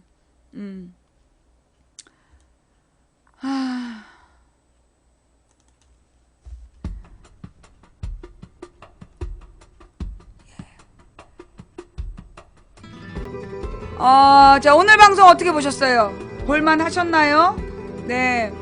볼만 하셨다라면 추천, 업 부탁드릴게요. 예, 지금까지 업해주신 3,788분께 감사드립니다. 아까 틀림없이 4,500명 넘게 본 것 같은데, 그죠? 4,700명 가까이 본 것 같은데, 업은 3,800, 또 1,000명이 업 안 하고 도망갔어. 오늘 밤 난처한 일을 겪게 될 것이야. 예, 업해주신 모든 분들께 감사드리고요. 예, 꿀잼 해주신 모든 분들께 감사드립니다. 예, 그리고 후원해주신 분들 한 분 한 분 일일이 감사 인사 못 드린 점 대단히 죄송하고요. 예, 이름 안 불러줘서 후원하고 싶지 않아 안 하셔도 됩니다. 그럼에도 불구하고 후원해주신 분들 덕분에 오늘도 망치부인 당당히 방송할 수 있었고요. 다음 방송은 내일 낮 2시에 방송할게요. 제가 오늘 입 상태가 너무 안 좋아가지고 초반에 입이 많이 안 풀려 있었어요. 네, 내일은 조금 더 좋은 방송할 수 있도록 노력하겠습니다. 예, 자, 우리 방송에서 특정 대선 후보를 지지하거나 비판하거나 질문하거나 모두 블랙이에요. 예, 절대 금지되어 있다는 거 다시 한번 말씀드립니다. 자, 그 다음에 후원 못해서 미안해요 하지 마세요. 생방송 처음부터 끝까지 지켜주신 여러분이 진정한 후원자입니다. 매니저님들, 요거 녹음 녹화 떠서 유튜브와 팟캐스트에 뿌려주신 님들 고생하셨고 감사합니다. 예, 허락받지 않고 저의 영상을 무단 사용하시는 분들은 고소 대상이 된다는 점을 알려드립니다. 예, 그리고 예, 여러분, 오늘 제가 되게 중요한 얘기들을 했는데요. 제가 뭐 대선에 대한 얘기를 못하다 보니까 그냥 본질적인 이야기들을 몇 가지 했어요. 근데요, 여러분, 이제 망치가 하는 이야기가 다 쓸데없다. 이거 옛날에 이승만 때도 헌법에 나온 얘기라니까. 이승만 때 헌법에 나온 얘기가 좌빨이라고 그러면 너의 정체가 뭐니? 너 어디에서 왔어? 외계에서 왔어? 예, 근로기준법을 준수하고, 예, 근로기준법을 준수하고 동일노동에게는 동일임금을 지급하고, 그리고 이 공교육을 살려내야 되고, 뭐 이런 이야기들을 들으면서 그게 말이 쉽지, 우리가 그렇게 얘기해서 안 되는 거예요. 예, 된다고 믿든 안 된다고 믿든 당신의 믿음대로 되는 겁니다. 예, 된다고 믿든 안 된다고 믿든 당신의 믿음대로 되는 거예요. 한 사람이 꾸는 꿈은 꿈일 뿐이지만 백인이 꾸고 만인이 꾸면 현실이 돼요. 작년 4월에 박근혜가 탄핵될 수 있다고 생각한 사람이 누가 있었겠어요. 그러나 온 국민이 들고 일어나서 박근혜 탄핵을 외치니까 탄핵이 일어났잖아. 마찬가지예요. 중지동천, 우리 모두가 모여 뜻을 모으면 하늘을 움직일 수 있어요. 대한민국이 이 사람이 사람답게 살 수 있는 땅을 만들자, 우리 모두가 그렇게 외치면 그렇게 되는 겁니다. 여러분의 꿈만큼만 세상은 발전할 수 있는 거예요. 더 높은 꿈, 더 나은 꿈을 꾸면서 나아갑시다. 예, 자, 누군가 절망해서 오늘 우리의 누군가 포기해서 오늘 우리의 절망이 싹텄다면, 오늘 우리가 포기하지 않으면 내일의 역사를 바꿀 수 있다는 믿음으로 갑시다. 그게 되겠어? 이기기 어려운 싸움에서 지지 않는 단 하나의 방법은 싸움을 끝내지 않는 것이다. 계속 싸우다 보면 버티는 쪽이 이기는 거예요. 저는 버틸 건데 여러분은 어떻게 하실래요? 자, 지금까지 창동 사는 불량주부 망치부인이 보내드린 생방송 시사수다방이었고요. 다음 방송 내일 2시에 보내드릴 테니까 그때까지 평안한 밤 되시기 바랍니다.